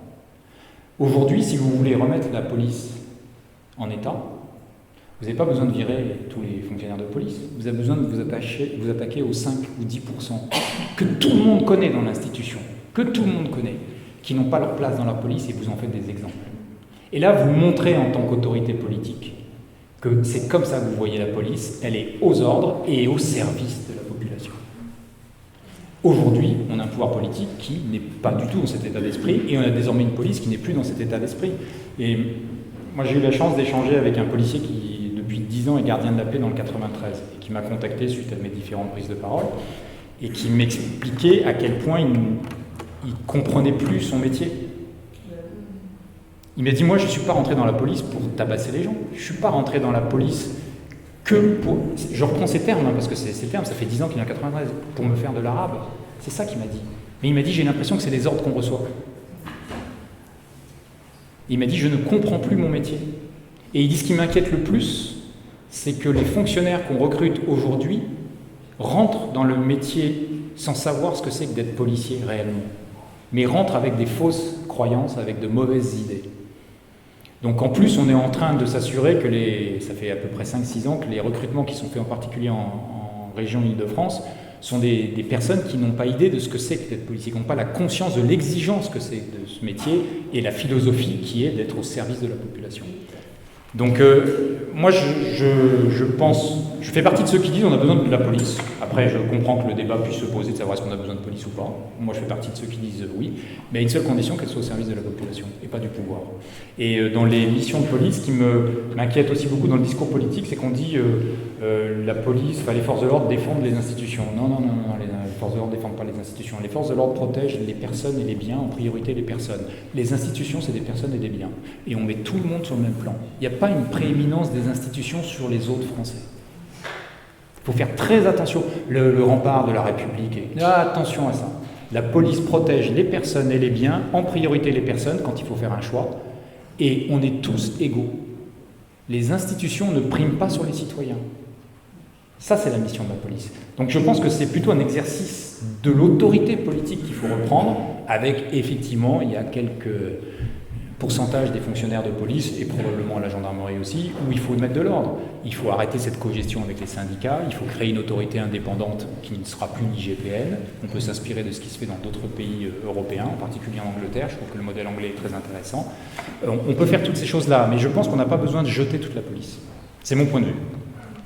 Sur les agriculteurs, ce qui probablement a fait que le pouvoir politique n'a pas bougé, c'est qu'il fonctionne au sondage d'opinion. Le mouvement était très populaire. Le mouvement des Gilets jaunes également au début était très populaire. Et il marchait un peu sur des œufs. Alors il y a eu de la répression, mais il marchait un peu sur des œufs. Après, le récit politico-médiatique a décrédibilisé le mouvement, l'a disqualifié. Mais là, avec les agriculteurs, ils marchaient d'autant plus sur des œufs qu'ils savaient que plus de 80% des Français n'accepteraient pas de la répression sur les agriculteurs. C'est ça qui les a tenus. C'est la peur. Il faut leur faire peur. C'est ça qui les a tenus. Sans compter, et là c'est le côté un peu plus obscur de la force, c'est que la relation trouble entre le pouvoir politique et la FNSEA, en particulier son patron, fait qu'il y a des arrangements. Ils s'arrangent. Ça c'est une réalité. Mais la base des agriculteurs, je veux pas jeter l'opprobre sur l'ensemble des agriculteurs, je pense que c'est la direction de la FNSEA et le pouvoir politique. Mais voilà, donc je pense qu'il y a vraiment ça, la popularité du mouvement qui a retenu le bras de Darmanin, qui n'est pas devenu humain du jour au lendemain, quand bien même sa phrase c'est quoi ? On n'envoie pas des CRS sur les gens qui souffrent, parce que les gilets jaunes ne souffrent pas, parce que ceux qui contestent la réforme des retraites ne souffrent pas, enfin c'est fou quoi, bref.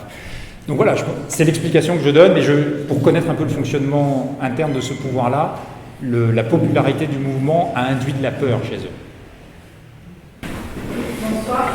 Je me demande comment c'est possible de placer un garde à vue sur un pas de preuve. Première question. Et deuxième question, comment c'est justifié que les gilets jaunes ne pouvaient pas rentrer en centre-ville? Est-ce qu'il y a une justification des préfets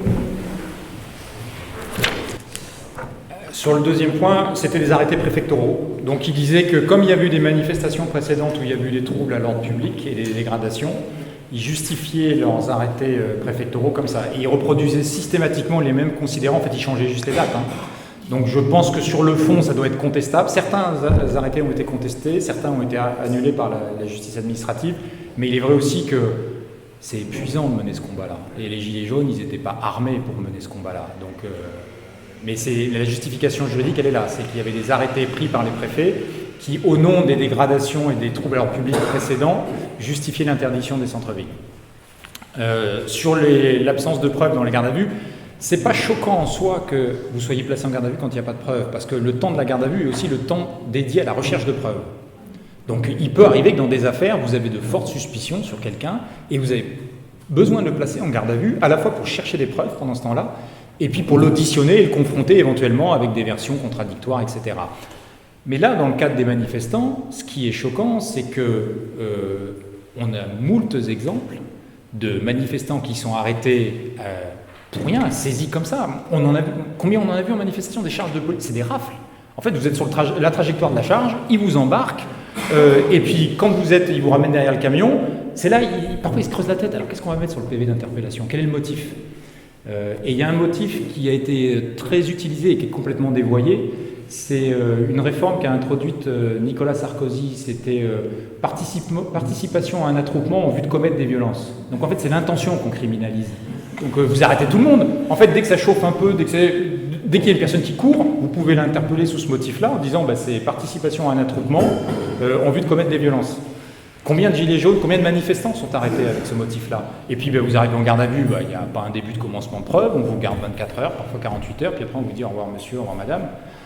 Voilà, c'est comme ça que ça se passe. Mais j'insiste, le fait qu'il n'y ait pas de preuve au début de la garde à vue n'est pas choquant en soi. Le temps de la garde à vue est aussi un temps pour l'autorité judiciaire et les services enquêteurs de rechercher des preuves.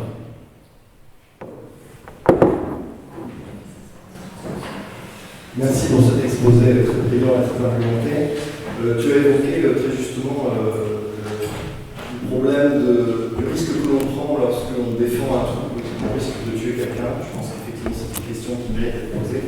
Et je pense que notre ministre de l'Intérieur Darmanin a répondu à cette question, puisque devant une commission parlementaire qui statuait sur les groupuscules violents, il a déclaré quelque chose qui me semble absolument inadmissible. Il a dit que les biens sont aussi importants que les personnes. Je ne sais pas si beaucoup de gens ont noté cette phrase, moi qui me semble absolument inadmissible. Et donc, à partir de là, on peut tout faire, on peut tuer effectivement quelqu'un pour défendre une méga bassine, il n'y a aucun problème. Et alors, j'avais une question aussi. Lors des manifestations des Gilets jaunes, on a constaté que les gendarmes ne se comportaient pas du tout comme les CRS, du fait de la discipline que tu as évoquée, vu leur statut militaire. Est-ce que c'est encore le cas aujourd'hui? J'ai l'impression qu'il y a peut-être une évolution et que les gendarmes ont pris un peu le pli de la police. Sur le premier point, il y a aussi un autre glissement sémantique très inquiétant, c'est l'expression éco-terroriste. C'est effrayant d'entendre ça. C'est effrayant. C'est-à-dire que vous avez des jeunes qui se battent pour défendre la planète, qui tuent personne. Qui tuent personne. Et on les met dans le même sac que ceux qui font des tueries de masse. Ce glissement sémantique est effrayant. Et la phrase de Darmanin, je ne m'en souvenais plus, mais tu fais bien de la rappeler, elle est tout aussi effrayante. Si vous mettez les biens et les personnes au même niveau, c'est inquiétant. Mais en fait, quand vous revenez rétrospectivement sur le récit politico-médiatique du mouvement des Gilets jaunes, qu'est-ce qui a tourné en boucle dans les médias mainstream? La dégradation de l'Arc de Triomphe. Mais si vous y allez aujourd'hui, il n'y a plus une seule trace de cette dégradation. Donc on peut la déplorer, mais ça se répare. Mais un œil, ça ne se répare pas. Une main, ça ne se répare pas. Un traumatisme psychologique lié à la violence des manifestations, ça ne se répare pas ou très difficilement. Donc là, on a une véritable inversion des valeurs. C'est-à-dire que ce qu'on met en tête de liste ne devrait pas être notre priorité en tant qu'être humain. Le bilan de répression des Gilets jaunes est effroyable. C'est le pire depuis la guerre civile en Algérie. C'est le pire. Le nombre de mutilés. Il y a une femme qui est morte, qui n'était pas manifestante, Zineb Redouane, mais qui était à son balcon et qui a pris un tir tendu de grenade lacrymogène et qui est morte des suites de ce tir tendu. Donc c'est ça, l'inversion des valeurs est vraiment inquiétante. La phrase de Darmanin, elle est dans cette droite ligne. S'agissant des gendarmes, c'est vrai que jusqu'à présent, en particulier les gendarmes mobiles, parce que cette culture militaire de la discipline, il y a vraiment dans la gendarmerie encore le souci du commandement, y compris sur le terrain. C'est-à-dire que c'est vraiment structuré. Vous avez des sous-officiers qui font leur job de commandement. Ce qui me fascine, je ne sais pas si c'est le bon terme, ce qui m'inquiète d'ailleurs, c'est que quand vous voyez des unités de police, c'est impressionnant de voir qu'elles ne sont pas ou mal commandées. Et que notamment ce qu'on appelle les brigadiers qui tiennent la troupe, là, ils ne font pas du tout leur boulot. C'est des meutes. Donc c'est ça qui fait la force de la gendarmerie, parce qu'en matière de maintien de l'ordre, il faut vraiment une discipline exemplaire. Mais tu poses la question de est-ce qu'ils ne sont pas en train de glisser? Alors en fait, les gendarmes, ils ont un problème existentiel, c'est qu'ils voient qu'ils n'existent plus aux yeux du pouvoir politique comme les policiers existent. Donc il y a une espèce de mauvaise, je ne sais pas, une saine émulation, là c'est vraiment une émulation extrêmement vicieuse, où ils ont besoin de reprendre de la place dans le système de maintien de l'ordre et exister auprès Donc ils ont besoin de faire preuve d'un peu de zèle. Et c'est vrai que dans les dernières manifestations, j'ai vu des gendarmes mobiles qu'on aurait pu appeler policiers. Et là, je pense que c'est une prise de conscience, j'émets une hypothèse, de l'institution gendarmerie en disant « Attention, la seule force de sécurité avec laquelle le pouvoir politique traite et sur laquelle elle s'appuie, c'est la police, c'est pas la gendarmerie. » Alors même si Emmanuel Macron, il y a quelque temps, avait annoncé la création de 200 brigades de gendarmerie, mais c'est pas ça le sujet. Et c'est vrai que dans les dernières manifestations en particulier à Paris, et d'ailleurs quand on en parle en famille, on dit maintenant les gendarmes... Avant, on distinguait les... Maintenant on dit c'est comme les flics. Donc j'observe aussi ça, je sais pas... Et j'émets cette hypothèse que l'institution gendarmerie a besoin d'exister au regard du pouvoir politique, parce qu'aujourd'hui la police est quasi dominante, quoi. Je voulais réagir par rapport à l'exemple que vous avez donné sur les méga-bassines, comment vous auriez réagi avec votre vision du maintien de l'ordre, peut-être laissant accéder les manifestants en conscience de l'illégalité de leurs gestes, quitte à les juger plus tard. Si on prend l'exemple du chantier de Drose A69, il y a des gens aujourd'hui qui essaient de bloquer le chantier et donc de s'installer de façon illégale dans le but d'empêcher la destruction des arbres et la retour du chantier. Comment on peut se positionner vis-à-vis de ça, en sachant que si on agit comme vous l'avez décrit, ben on prend quand même le risque d'un point de vue du pouvoir que le chantier soit effectivement arrêté. Parce que même si les gens s'exposent à des actes illégaux et à des jugements dans le futur, ben, ils bloquent le chantier pendant l'internement, ils ont gagné. Et donc comment, avec votre vision des choses, vous auriez réagi? Alors, si j'avais tout seul la réponse, déjà, je ne serais pas juste ce que je suis. Mais ce qui m'a frappé sur Sainte-Soline, c'est effectivement qu'à aucun moment l'État n'ait pris l'initiative de la désescalade par des rencontres avec les organisateurs. Ça m'a vraiment... Quand j'étais sous-préfet, quand il y avait des manifestations, et je me souviens en particulier des manifestations en Corse avec les nationalistes, qui ne sont pas des tendres, on les rencontrait toujours. Pendant la manifestation, parce qu'ils demandaient toujours à être reçus, quand ça chauffait bien, ils envoyaient une délégation, on les recevait tout le temps, et on discutait avec eux, et le simple fait de les recevoir, de leur marquer de l'attention, et du respect en fait, en disant vous êtes légitime à revendiquer ce que vous revendiquez, même si on n'est pas d'accord, et on vous respecte, et on vous écoute. Donc déjà, rien que ça, déjà, c'est de la désescalade en soi. Donc c'est ça qui m'a frappé dans l'affaire Sainte-Soline, c'est qu'à aucun moment l'État n'a pris l'initiative, au contraire, il a eu un langage très guerrier. Il y a eu une stratégie de communication d'escalade, en disant vous allez voir ce que vous allez voir, on vous attend de pied ferme. Ce qui, moi, n'est pas ce qu'on m'apprenait quand j'étais dans le corps préfectoral. Ça, c'est clair. Maintenant, pour le chantier de la 69, je serais bien embêté d'être dans le corps préfectoral et à gérer cette affaire-là. Je ne vous le cache pas. Parce que là, j'aurais carrément un problème de conscience. J'aurais clairement un problème de conscience. Et quand vous avez des problèmes de conscience et que vous êtes dans le corps préfectoral, vous êtes mal barré. Donc effectivement, je suis très content de ne pas avoir à gérer ça. C'est clair. En revanche, c'est là où le corps préfectoral, qui de toute façon doit obéir au pouvoir politique, mais le corps préfectoral a une petite marge de manœuvre. C'est d'expliquer au pouvoir politique que depuis Paris, il voit les choses d'une certaine façon, mais que, attention, cette affaire, ça peut être un enlisement, ça peut être un nouveau Notre-Dame. Et qu'est-ce qui s'est passé? C'est que quand les opposants sont déterminés, sur la durée, finalement l'État qui avait juré qu'il ne reculerait pas, recule.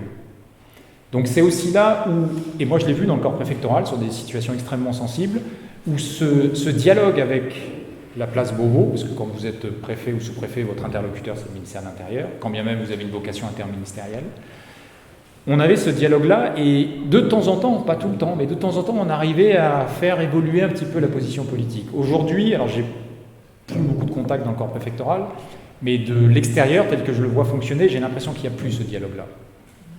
J'ai vraiment l'impression que c'est très descendant depuis Paris et que les préfets sont aux ordres. Et ce qui me fait dire ça, c'est les propos d'Emmanuel Macron il y a quelques années, quand il avait dit, il avait attaqué les diplomates en parlant de l'État profond. C'est vraiment un type qui ne connaît pas l'administration, parce que s'il y a une administration extrêmement loyale et obéissante, c'est bien le Quai d'Orsay, qui ne résiste jamais. C'est ce que je lui reproche, moi, en tant que diplomate. Donc, bref, il ne connaît pas. Mais surtout, quelques temps avant, il avait expliqué qu'il voulait mettre en place une nouvelle il voulait mettre en place une réforme de l'évaluation des préfets parce qu'il estimait que ça n'allait pas assez vite et qu'en fait le corps préfectoral bloquait la mise en œuvre de ces réformes. Donc c'est quand même le président de la République qui est en fait le patron d'une entreprise qui s'appelle l'État, dont ses principaux directeurs sont les préfets et à qui il dit « je me méfie de vous ». Donc ça en dit long sur le rapport qu'il a au corps préfectoral et probablement le fonctionnement extrêmement descendant désormais qui doit exister, qui a toujours été le cas, hein, il ne faut pas se raconter d'histoire. Mais moi, de 2003 à 2008, j'ai eu plusieurs situations où j'ai vu que ce dialogue avec l'administration centrale, jusqu'au pouvoir politique, hein, parce que parfois c'était avec le ministre, on arrivait à obtenir des amendements, une souplesse que depuis Paris, initialement, il n'avait pas. Merci pour votre intervention. J'ai juste une question. En regardant les arrêtés préfectoraux qui avaient été faits par le préfet des Alpes-Maritimes, notamment sur les manifestations pour la paix au Proche-Orient, mais aussi dans le cadre du Festival de Cannes, j'ai vu que, c'est récurrent, c'est pas que lui, mais que la loi SILT, sécurité intérieure et lutte contre le terrorisme, était souvent utilisée dans les motivations. Est-ce que vous avez vu, en termes d'instruments dont l'État s'est doté, est-ce que vous avez vu un changement des instruments que l'État n'avait pas avant et qu'il a maintenant justement pour organiser une répression, pour changer sa manière de conduire le maintien de l'ordre? Là, c'est très clair. On le voit d'ailleurs avec le terme écoterrorisme. On voit bien que le mot terrorisme a servi à considérablement renforcer la capacité de répression de l'État et à limiter les libertés publiques au nom de la sécurité. C'est tout le discours sur la lutte contre le terrorisme qui a permis de passer dans le droit commun des mesures d'exception. Et effectivement, il y a beaucoup d'arrêtés qui sont motivés comme ça. Alors, ils ne citent pas les articles qui visent le terrorisme en particulier, ils citent globalement cette loi qui ne contient pas que des articles sur la lutte contre le terrorisme. Mais du coup, ils induisent l'idée que la sécurité est la priorité absolue sur tout le reste, y compris sur les libertés, et qu'au nom de la sécurité, l'État peut se permettre ce qu'il ne se permettait pas il y a 15 ans. Donc ce glissement-là, il est très inquiétant parce qu'il s'opère dans le domaine sémantique et dans le domaine juridique. Et que de nombreuses associations et de nombreux avocats ont soulevé sur des arrêtés, des motivations, des arrêtés qui citaient effectivement ça en disant « mais attendez, une manifestation, on n'utilise pas l'arsenal pour lutter contre le terrorisme ou contre des manifestants ». C'est évident. Et il y a un vrai glissement. Il y a un vrai glissement et cette obsession du terrorisme qui permet de gouverner les gens par la peur, c'est une bénédiction pour le pouvoir en place. C'est une bénédiction. Ils ont quand même, suite aux attentats de Charlie Hebdo puis du Bataclan, ils ont quand même réussi, suite à ça, en profitant, parce qu'il faut bien, c'est ce verbe-là qu'il faut utiliser, en profitant de l'émotion légitime des Français, ils ont enfoncé un coin dans nos sacro-saintes libertés, très clairement, au nom de la sécurité. Donc le glissement, il est juridique, il est sémantique et il est particulièrement préoccupant. Sur le terme écoterroriste, il faut savoir que désormais, il y a un module à l'école des officiers de police de formation sur l'écoterrorisme. C'est sur le site de l'école des officiers. Vous aviez dit qu'il y avait une bascule finalement entre la technique du maintien de l'ordre tel que vous l'avez vu, vous, professionnellement, et finalement une dizaine d'années après. Je me dis que pour que les corps de métiers si différents finalement basculent tous en même temps, c'est qu'est-ce qui peut l'expliquer? Parce que vous avez dit qu'en fait, que ce soit les procureurs, alors je pense qu'au début c'est la police, etc., les corps préfectoraux, etc., pour que tout un pan entier de la société accepte finalement 10 ans après la technique du maintien de l'ordre telle qu'elle est actuellement par rapport à ce qu'elle était avant, c'est sidérant en fait. Comment est-ce que vous expliquez ça? Alors peut-être que vous avez donné une partie de la réponse avec la partie des attentats, etc., qui fait que les gens basculent. Moi ça me sidère en fait de voir. Je vais être direct et peut-être un peu brutal dans la réponse, mais c'est au mieux la capacité d'obéissance illimitée de ces corps, voire leur servilité. Parce qu'en fait, c'est une initiative politique. Et ces corps-là, malheureusement, dans l'histoire de France et dans des périodes extrêmement sombres, ont montré à quel point ils étaient capables d'exécuter des ordres vraiment dégueulasses. Et bien, ça n'a pas changé.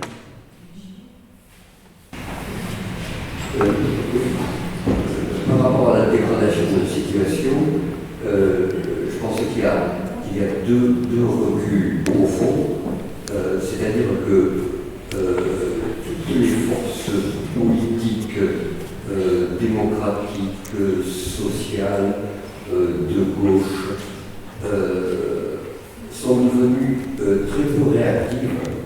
sur sur ces dérives au nom de la sécurité et de la sûreté. Et quand on voit ce qui vient de se passer depuis quelques années, il n'y a pas eu de réponse collective de la part de ces organisations politiques, démocratiques de gauche, y compris, je pense à la Ligue des droits de l'homme, par exemple, qui a été attaquée plusieurs fois par le gouvernement, et il n'y a pas eu véritablement sur ça, notamment, mais sur d'autres choses, il n'y a pas eu de réponse collective de la part de ces partis, organisations qui, en principe, devraient défendre. Alors, première chose. Et deuxième chose, ce que je constate, c'est que le système de défense et de protection des manifestations par les organisateurs des manifestations, c'est-à-dire les services d'ordre protecteurs, ces services d'ordre, eux aussi, sont devenus maintenant extrêmement défaillants par rapport à ce qui pouvait se passer il y a encore une dizaine d'années. Et dernière chose, dans le cadre de ce qui pourrait être fait, je pense qu'en effet, il y a toute une série de hauts fonctionnaires ou de fonctionnaires subalternes qui, y compris, ont plus que démissionné par rapport à leur mission de défense des services publics, et que là aussi, il n'y a pas suffisamment de recours, y compris contre les personnes. Alors je ne parle pas de recours de violence physique, mais de recours juridique pour essayer, enfin, pour montrer quelles sont les responsabilités personnelles et qui ne soient pas entretenues dans un sentiment d'impunité, quels que soient les ordres qu'ils appliquent. Je vais rappeler les procédés humanitaires où on ne peut pas s'appuyer sur le fait qu'on ne fait qu'appliquer les ordres. Il y a certaines limites au-delà desquelles on ne peut pas donner. Voilà.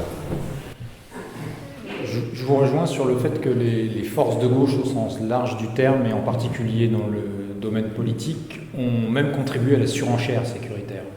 Des personnages comme Cazeneuve ou Valls incarnent cette surenchère sécuritaire. Mais un autre personnage qui m'a effrayé, c'est Fabien Roussel qui va manifester avec Alliance devant l'Assemblée nationale. Là, la gauche... on a quand même une manifestation de syndicats de police qui vont mettre la pression devant la représentation nationale pour dire leur problème c'est la justice. Parce que c'est quand même ça, cette manifestation. Et vous avez même le ministre de l'Intérieur qui vient à la manifestation. Et vous avez des forces de gauche, vous avez des écolos, vous avez Fabien Roussel du Parti communiste qui va là-dedans.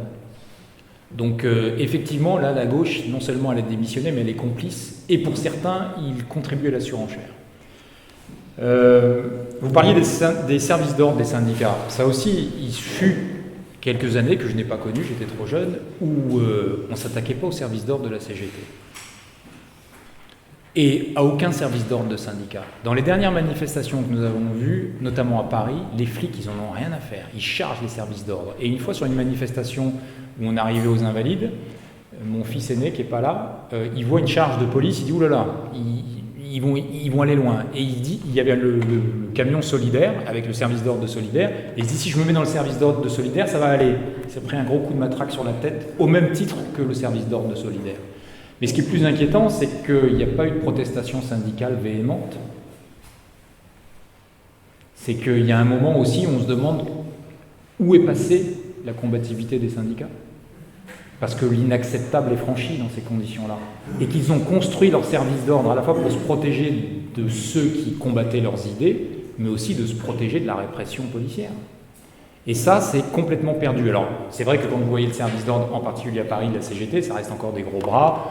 J'ai vu des charges de la Brave, ils tabassent, et puis après, ils rendent compte que ça bouge pas, donc ils reculent. Mais c'est pas le service d'ordre d'il y a 20 ans, 30 ans ou 40 ans. Ça, c'est très clair. Il y a un point sur lequel aussi, au-delà du service d'ordre, que je n'ai pas mentionné, c'est que j'ai le souvenir quand on préparait des dispositifs de maintien de l'ordre, quand j'étais sous-préfet, vous savez quelle était la première mission sur laquelle on se penchait? Protéger la manifestation. Et la première chose qu'on faisait, c'est qu'on regardait le parcours, on regardait où on allait mettre des équipages de police pour bloquer la circulation de façon à ce que les manifestants ne soient pas renversés par un véhicule, etc. On mettait un véhicule en tête, mais pour ouvrir la manifestation, on mettait un véhicule en queue pour s'assurer qu'il n'y ait pas de manifestants qui sortent du cortège et qui s'exposent à la circulation. C'était le premier truc qu'on faisait. Inutile de vous dire que cet état d'esprit. Et après, on se disait, tiens, est-ce qu'il y a des risques de troubles à l'ordre public? Quel dispositif? Mais le premier souci, c'était ça, protéger la manifestation. Et le dernier point que vous évoquiez, c'était sur la responsabilité individuelle des fonctionnaires et des politiques. Moi, je vais mettre tout ça. Parce qu'en fait, aujourd'hui, ce qui est déféré dans la justice administrative ou judiciaire, ce sont les actes. Essentiellement les actes. Alors, il y a quelques policiers qui sont poursuivis à titre individuel. Mais par exemple, des préfets qui prennent à répétition des arrêtés illégaux.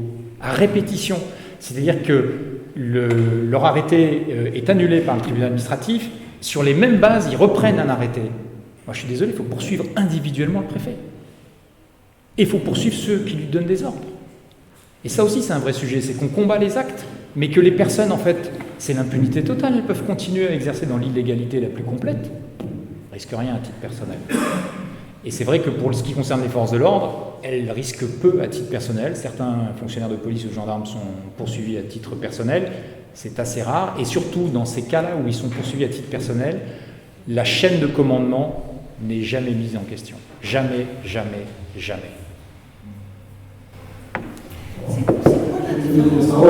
L'incidence sur ce Covid, est-ce que vous ne pensez pas quand même que les médias cachent ou ne diffusent pas les contestations, par exemple, de solidaires qui ont des pouvoirs, des choses comme ça? Parce que, malgré tout, il n'y a pas de relais dans les médias qui se fait. Ça existe peut-être, mais il n'y a pas de relais. Moi, j'ai entendu... Alors, la fois où le carré VIP de la CGT avait été gazé le 1er mai 2019, où M. Martinez s'était un peu plaint, si, ça a été relayé, mais ils se plaignent tellement doucement que ça ne peut pas être relayé plus que ça, quoi. C'est ça la réalité. Quand les manifestations où moi j'ai été témoin à Paris vraiment d'une charge totalement gratuite d'une compagnie d'intervention sur le service d'ordre de la CGT, alors les gars ils ont été costauds, ils n'ont pas bougé, hein. Ça il faut reconnaître qu'ils ont fait le taf. Et il n'y a eu aucune protestation officielle. Aucune protestation. Alors après les policiers vous diront oui mais il y avait des black blocs qui se réfugiaient dans le service d'ordre, and so what? Avant c'était pas toléré. Donc il y a un moment aussi où c'est ça, c'est jusqu'où on est prêt à aller pour défendre ses convictions. Et c'est vrai que côté syndicat, ça s'est ramolli. Oui, sur votre exposé, la deuxième partie est sur l'impuissance des manifestations, qu'on soit 1 million ou 10 millions. Je serais peut-être plus nuancé, je dirais, pour les primo-manifestants, ça a peut-être une utilité en termes d'éducation au militantisme notamment. Donc ça pour moi c'est important, même si je partage votre point de vue sur les effets des manifestations. Par contre, on n'a pas parlé des grèves. Et en fait, ça m'amène à dire, à reposer la question que vous avez formulée, qui pour moi est primordiale, que j'avais déjà dit sous une forme un peu différente dans une ingénierie du travail, c'est qu'est-ce qu'on est prêt à perdre pour défendre nos valeurs, démocratie, justice sociale. Moi, pour moi, c'est vraiment une question importante. Alors, bien sûr, je suis d'accord avec vous, ça regarde chacun, mais c'est vrai que moi, une grève, voilà, ça reste encore un moyen de créer un rapport de force. C'est simplement peut-être sur la forme. On doit réfléchir ensemble, et ça demande des espaces pour réfléchir à ces évolutions. Là où je vous rejoins, c'est sur la conscientisation des primo-manifestants. Monsieur, il voudrait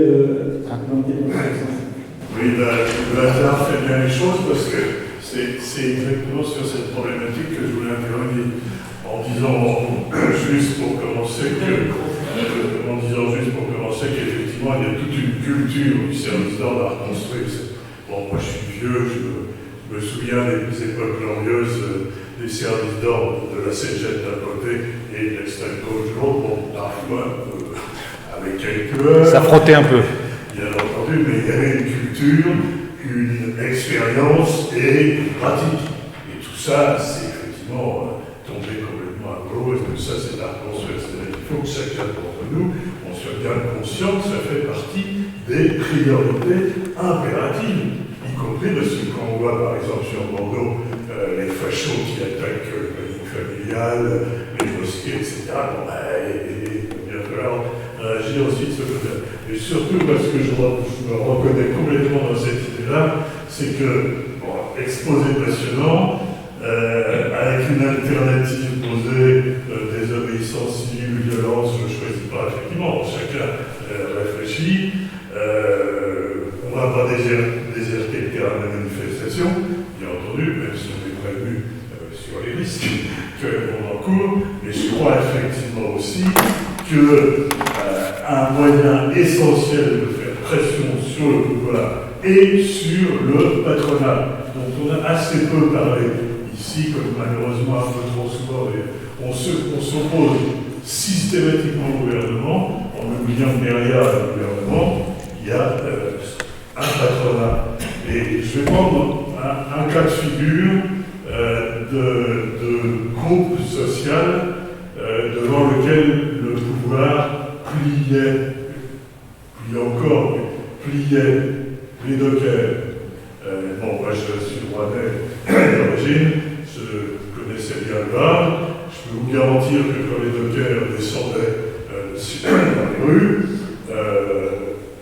personne ne bougeait, les flics ne bougeaient pas. Parce que si il y avait un début d'affrontement, si les dockers commençaient à dire si ça continue, on bloque le port, qu'est-ce qui se passait? C'est les armateurs qui téléphonaient au préfet et qui lui disaient arrêtez vos conneries. Surtout, on ne touche pas docker.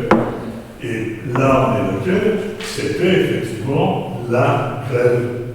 Je crois qu'il faut qu'on mette toujours ça en tête. Un moyen radical, efficace de s'affronter en dehors de la manifestation, c'est la grève. Donc, tu n'es pas la question du rapport de force. Je voudrais revenir sur ce que vous disiez. Là où je vous rejoins complètement sur les manifestations, c'est que c'est une façon de conscientiser les primo-manifestants de manière accélérée. Et moi, j'ai 3 enfants. C'était pas des combattants, c'est devenu des combattants. Donc, c'était pas leur préoccupation. On est allé en manif et voilà. Et puis c'est désormais inscrit dans leur ADN. Et je pense que, notamment lors de la contestation de la réforme des retraites, et en particulier après l'usage du 49.3, où beaucoup de jeunes ont rejoint le mouvement, c'est une conscientisation accélérée. Alors c'est toute une génération qui est anti-flic, ça c'est sûr, ils ont fait 3 manifs, ils sont tous anti-flics maintenant, désormais. Le cri de ralliement, c'est ACAB pour ces jeunes. Donc tant pis, les flics se sont mal comportés, tant pis pour eux. Mais oui, je suis d'accord avec vous, pour les primo-manifestants, c'est un cours accéléré, c'est une masterclass de conscientisation politique et sociale. Vous parliez du droit de grève, mais il a quand même été sacrément limité aussi, il ne faut pas l'oublier. C'est qu'en 1995, quand la RATP se met en grève, les grilles de métro sont toutes baissées. Il n'y a pas un métro pendant 3 semaines à Paris. Moi j'étais à Paris, il n'y a pas un métro, mais pas un. Alors aujourd'hui, non seulement vous avez des lignes automatisées dans le métro à Paris, mais surtout, c'est que le législateur a grignoté au fur et à mesure le droit de grève des services publics. Et aujourd'hui, qu'est-ce qu'on entend? On entend dire ça serait bien d'empêcher la SNCF de faire la grève pendant les vacances. C'est-à-dire que cette tendance-là, depuis 20 ans, elle s'est considérablement accrue. Elle a limité l'impact possible parce que qu'est-ce qui fait mal? C'est les services publics et les secteurs vitaux. Et dans les secteurs vitaux, vous parliez des dockers. Ce qui s'est passé, c'est qu'aujourd'hui, on a tellement aussi enfoncé des coins dans les statuts des dockers que coexistent sur un port des gens qui ont plusieurs statuts et des gens qui sont très précaires, qui sont extrêmement dépendants de leur employeur, qui n'ont pas les mêmes droits que les dockers. Et donc, dans tous les secteurs vitaux, depuis 20-25 ans, on a fait ça. Donc, on a complètement cassé les statuts de façon à ce qu'il n'y ait pas d'unité dans la lutte. Et c'est difficile. Mais après, je vais aller au-delà. Dans la réforme des retraites, la CGT des Bouches-du-Rhône, qui était particulièrement active et qui a commencé à bloquer des secteurs vitaux, son mot d'ordre n'a jamais été relayé par la CGT nationale. Jamais. Jamais. Et c'est vrai que, je suis d'accord avec vous, si on avait vraiment des grèves qui se focalisaient sur les secteurs vitaux, alors bien sûr l'État interviendrait, mais ça créerait un niveau de tension qui serait susceptible de peser dans la balance. Mais vraiment, sur la dernière réforme des retraites, la CGT Bouches-du-Rhône, si son mot d'ordre avait été relayé au niveau national, je pense que la donne aurait été modifiée. Ça n'a jamais été le cas, c'est-à-dire que la CGT nationale n'a jamais relayé ce mot d'ordre. Pardon ? Ah ben ils bloquaient la raffinerie, ils se sont affrontés avec les CRS. Les CRS ont compris qu'ils ne les bougeraient pas. Oui, mais ils avaient dit on bloque jusqu'au bout. On bloque jusqu'au bout. Et ils ont bloqué 15 jours ou 3 semaines et il y a eu des affrontements sérieux avec les CRS. Et ils ont reculé, les CRS. Hein.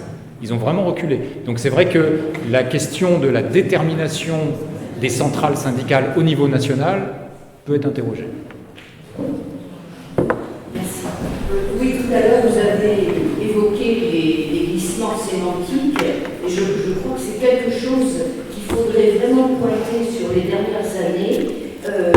Les années qui viennent de s'écouler, parce que les mots ne veulent plus rien dire. Les mots tels qu'ils sont utilisés. Donc on arrive à des concepts comme écoterrorisme, et puis alors c'est intéressant de savoir que ça fait partie du corpus de formation. Alors j'aimerais bien connaître la définition de l'écoterrorisme qui est propagé.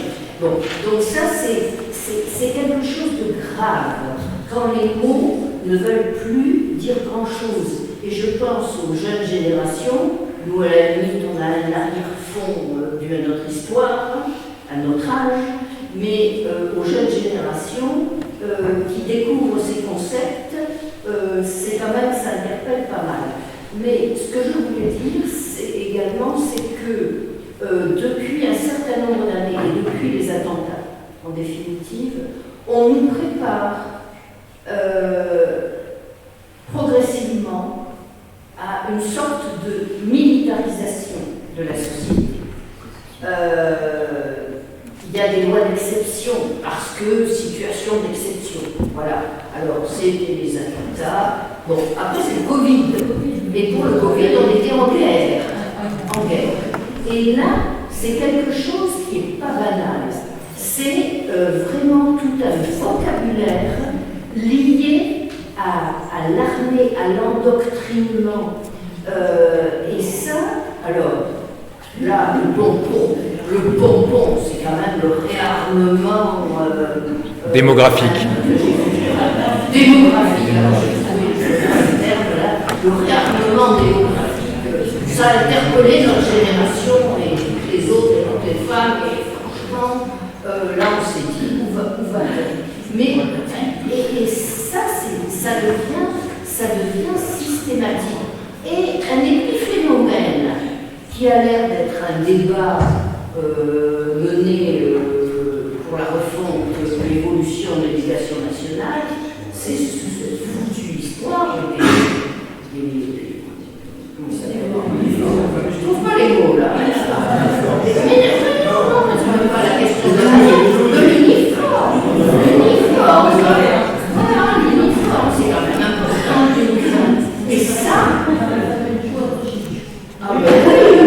oui, bien sûr. Et là, tout ça, je veux dire, il y a un bain en ce moment, il y a un bain qui est terrible. Il y a une militarisation des esprits. Et ça ne m'étonne pas que les gens aient largement disent oui, il faut bien, quand il y a des manifestations violentes, il faut bien les réprimer, et puis les armes de guerre, voilà. Il ferait mieux de les envoyer à l'Ukraine, ils en ont besoin au front. En plus, cette histoire de langage guerrier, il ne faut pas avoir honte. Parce que effectivement, on n'est pas en guerre. Il y a ceux qui sont en guerre sur la ligne de front en Ukraine, ça doit quand même les étrangler un peu.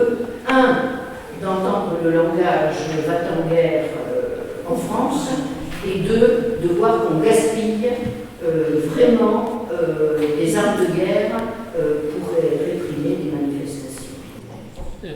Sur la militarisation sémantique, ça c'est clair, et c'est inquiétant, parce qu'en plus, non seulement il y a une militarisation, mais il y a une confusion dans les termes. Et effectivement, vous disiez justement, la guerre, c'est ce qui se passe en Ukraine, c'est pas ce qui se passe en France. Donc, mais la militarisation, elle est aussi dans les uniformes.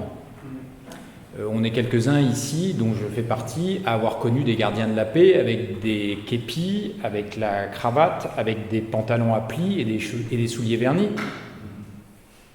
Maintenant, vous avez des soldats face à vous.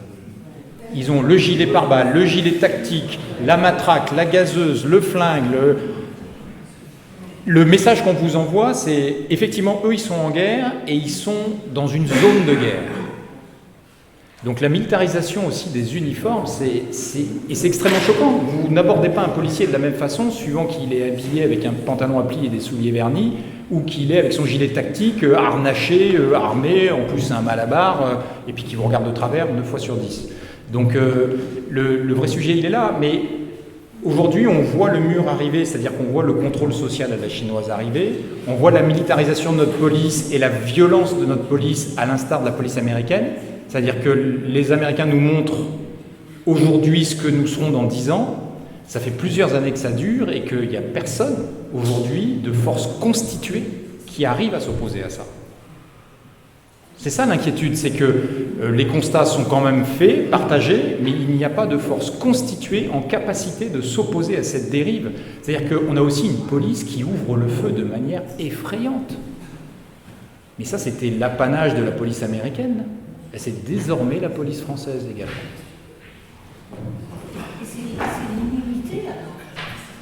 Mais la réalité, c'est... Alors en plus, sur l'ouverture du feu, notamment sur le refus d'obtempérer, c'est une modification législative qui mériterait à minima d'être évaluée et qui permet aux policiers d'ouvrir le feu à chaque fois qu'ils se sentent en danger ou que la personne qui a commis un refus d'obtempérer serait susceptible de mettre en danger la vie d'autrui. Susceptible. Alors, dans l'instant, allez évaluer le susceptible de mettre en danger la vie d'autrui. Une autre personne ici. Bonsoir. J'avais une petite question à propos des modes de mobilisation innovants, parce que vous avez parlé des casserolades et des manifestations sauvages. J'ai des amis qui ont fait des manifestations sauvages, avec tout ce qui est lunettes de bain, les masques, etc. Et je crois que c'est Elisabeth Borne, mais je ne suis pas sûre, qui avait utilisé en fait la fatigue provoquée chez les policiers comme justification à l'escalade de la violence exercée par les autorités policières. Et on n'avait pas tant relevé ça en fait à ce moment-là, mais on s'en est offusqué au plus loin. Et je voulais savoir, en fait, c'est pareil, une sorte de tourbillon de cercle vicieux duquel on ne peut pas sortir, j'ai l'impression en fait. Alors, c'est vrai que le risque, et on l'a vu avec le mouvement des Gilets jaunes, c'est que nous-mêmes, nous opposants ou manifestants, à chercher des formes innovantes, mais à déstabiliser le pouvoir, c'est de voir une augmentation de la répression dans ses moyens juridiques, physiques, létaux, etc. Bref. C'est ce qui s'est passé avec les Gilets jaunes, c'est-à-dire qu'il y a eu un effet de sidération du pouvoir en place qui, au bout de quelques semaines, a réagi et a lâché la bride en termes de répression, et c'est complètement organisé là-dessus. Mais c'est le risque à prendre pour espérer changer les choses. Et c'est pour ça que je pose toujours la question, et la réponse appartient à chacun de nous individuellement, jusqu'où sommes-nous prêts à aller pour défendre nos valeurs, nos convictions? Et c'est en répondant à cette question que vous pourrez vous engager dans des modes d'action. Oui, merci pour votre exposé, vraiment très clair. Je partage votre vision des choses. Moi, je voulais rebondir. Dites qui vous êtes, parce que c'est important de... Si. Je suis avocat voilà. Et je suis beaucoup intervenu dans la répression des Gilets jaunes et spécialement dans la deuxième partie de la répression où les amendes sont tombées sans coup ferré tous les samedis, à chaque fois qu'il y a eu une manifestation. Donc je suis beaucoup intervenu là-dessus. Mais là où je voulais rebondir, c'était sur le dévoiement sémantique, et notamment on parle beaucoup de répression policière. Dans un état de droit, on ne devrait pas parler de répression policière. La répression dans un état de droit, elle est exclusivement judiciaire. Parler de répression policière, c'est déjà admettre que la police, a le droit, disait en début d'intervention, c'est déjà admettre que la police puisse elle-même faire justice, ce qui est très problématique d'un point de vue philosophique, politique et juridique. La répression, elle doit être exclusivement judiciaire, c'est-à-dire qu'on doit pouvoir se défendre. Les droits de la défense, ça existe quand même, il y a des règles à respecter. Et moi, ce qui m'a frappé dans le mouvement des Gilets jaunes, mais c'est pareil dans le mouvement des retraites, et c'est maintenant malheureusement très banal dans tout ce qui est répression des manifestants, c'est que justement, il n'y a plus d'équilibre des pouvoirs entre l'action policière et la répression judiciaire. Normalement, pouvoir judiciaire, en France, il n'y a pas de pouvoir judiciaire, il y a une autorité. C'est pas la même chose. Mais normalement, le juge devrait contrebalancer ce qui a été fait au niveau policier, c'est-à-dire en amont. Pourquoi on amène cette personne, pourquoi on la défère devant lui. Et il est là pour contrôler, pour vérifier si tout a été fait dans les règles, si la procédure pénale a été respectée par les agents de police, etc. Et moi, ce qui m'a vraiment marqué dans ce mouvement des Gilets jaunes, c'est qu'on ne pouvait absolument pas compter sur l'autorité judiciaire pour assurer ce contrôle-là. Et je l'ai vu dans les dossiers, même les plus insignifiants, il fallait surtout pas compter sur lui. Alors, dès lors que vous aviez une unité qui était tellement énorme qu'il ne pouvait pas passer à côté, là oui. Alors là, on pouvait éventuellement avoir une annulation de la procédure. Mais c'est en réalité des cas exceptionnels. Et on voit qu'il y a énormément de procédures qui ont été bidonnées. Dans les médias, on entend parler de... Moi, je fais toujours référence à cette histoire du producteur là, qui s'était fait violenter chez lui. Et il avait été agressé mais très très violemment par les services de police pour une raison totalement bénigne. Zecler. Exactement. Mais ce gars-là, s'il n'y avait pas eu des caméras dans son entrée, il serait en prison. Et actuellement, il serait en train de croupir en prison. Oui, il serait en prison. Et c'est un cas exceptionnel que le procureur ait dû faire, le procureur de Paris ait dû faire un communiqué de presse, et finalement il y a eu des poursuites, mais il a été avéré que ces gars-là, les policiers, avaient bidonné les procès-verbaux de police. Mais en réalité, c'est très fréquent. Alors, c'est pas bidonné de façon aussi flagrante et grossière, mais ce sont des petits détails. Il suffit de dire que la personne m'a outragé. Et bien, l'outrage, c'est une infraction qui permet d'apprendre à la personne, de l'interpeller, de la placer en garde à vue. Et vous allez toujours trouver après un ou deux collègues qui vont effectivement confirmer. Donc là, il y a un vrai problème que vous avez évoqué, que tout le monde a évoqué ce soir, et je crois qu'on est vraiment tombé dans l'état policier. C'est-à-dire qu'on ne peut plus faire confiance à la justice pour contrebalancer le pouvoir exécutif avec son arme policière. Donc je suis aussi par vous et que beaucoup ce soir. C'est juste un témoignage. Merci, parce que c'est important de le rappeler, effectivement. Et puis la fonction policière n'est pas la fonction judiciaire, et surtout, devant la justice, il y a le principe contradictoire, ce que vous n'avez pas avec les policiers, quand même.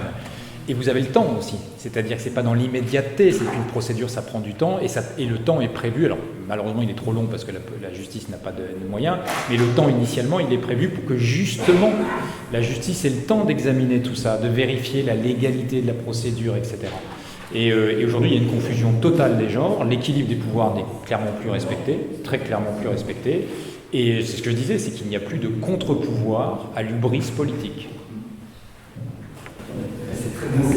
Nous allons terminer notre temps, là c'est 21h. Est-ce que vous pourriez nous dire, puisqu'il faut qu'on quitte la salle assez rapidement, donc nous dire très rapidement, est-ce que Laurent Bigot est en sécurité en France? Oui, quand même. Je dois reconnaître que j'ai jamais été visé en tant que Laurent Bigot dans les manifs. J'ai été blessé plusieurs fois, mais parce que ils m'ont pris pour un manifestant, ou parce que je filmais et que ça les agaçait. Mais je touche du bois. J'ai jamais été visé en tant que Laurent Bigot. J'ai pas de problème. J'ai pas découvert des coups, toutes choses comme ça. Il y en a d'autres, en revanche, qui le sont. Peut-être parce que mon parcours et le fait que j'appartienne toujours à la haute fonction publique, peut-être in fine me protège. J'en sais rien. Mais je dois reconnaître que j'ai jamais été visé à un titre personnel. Bien, nous allons donc terminer.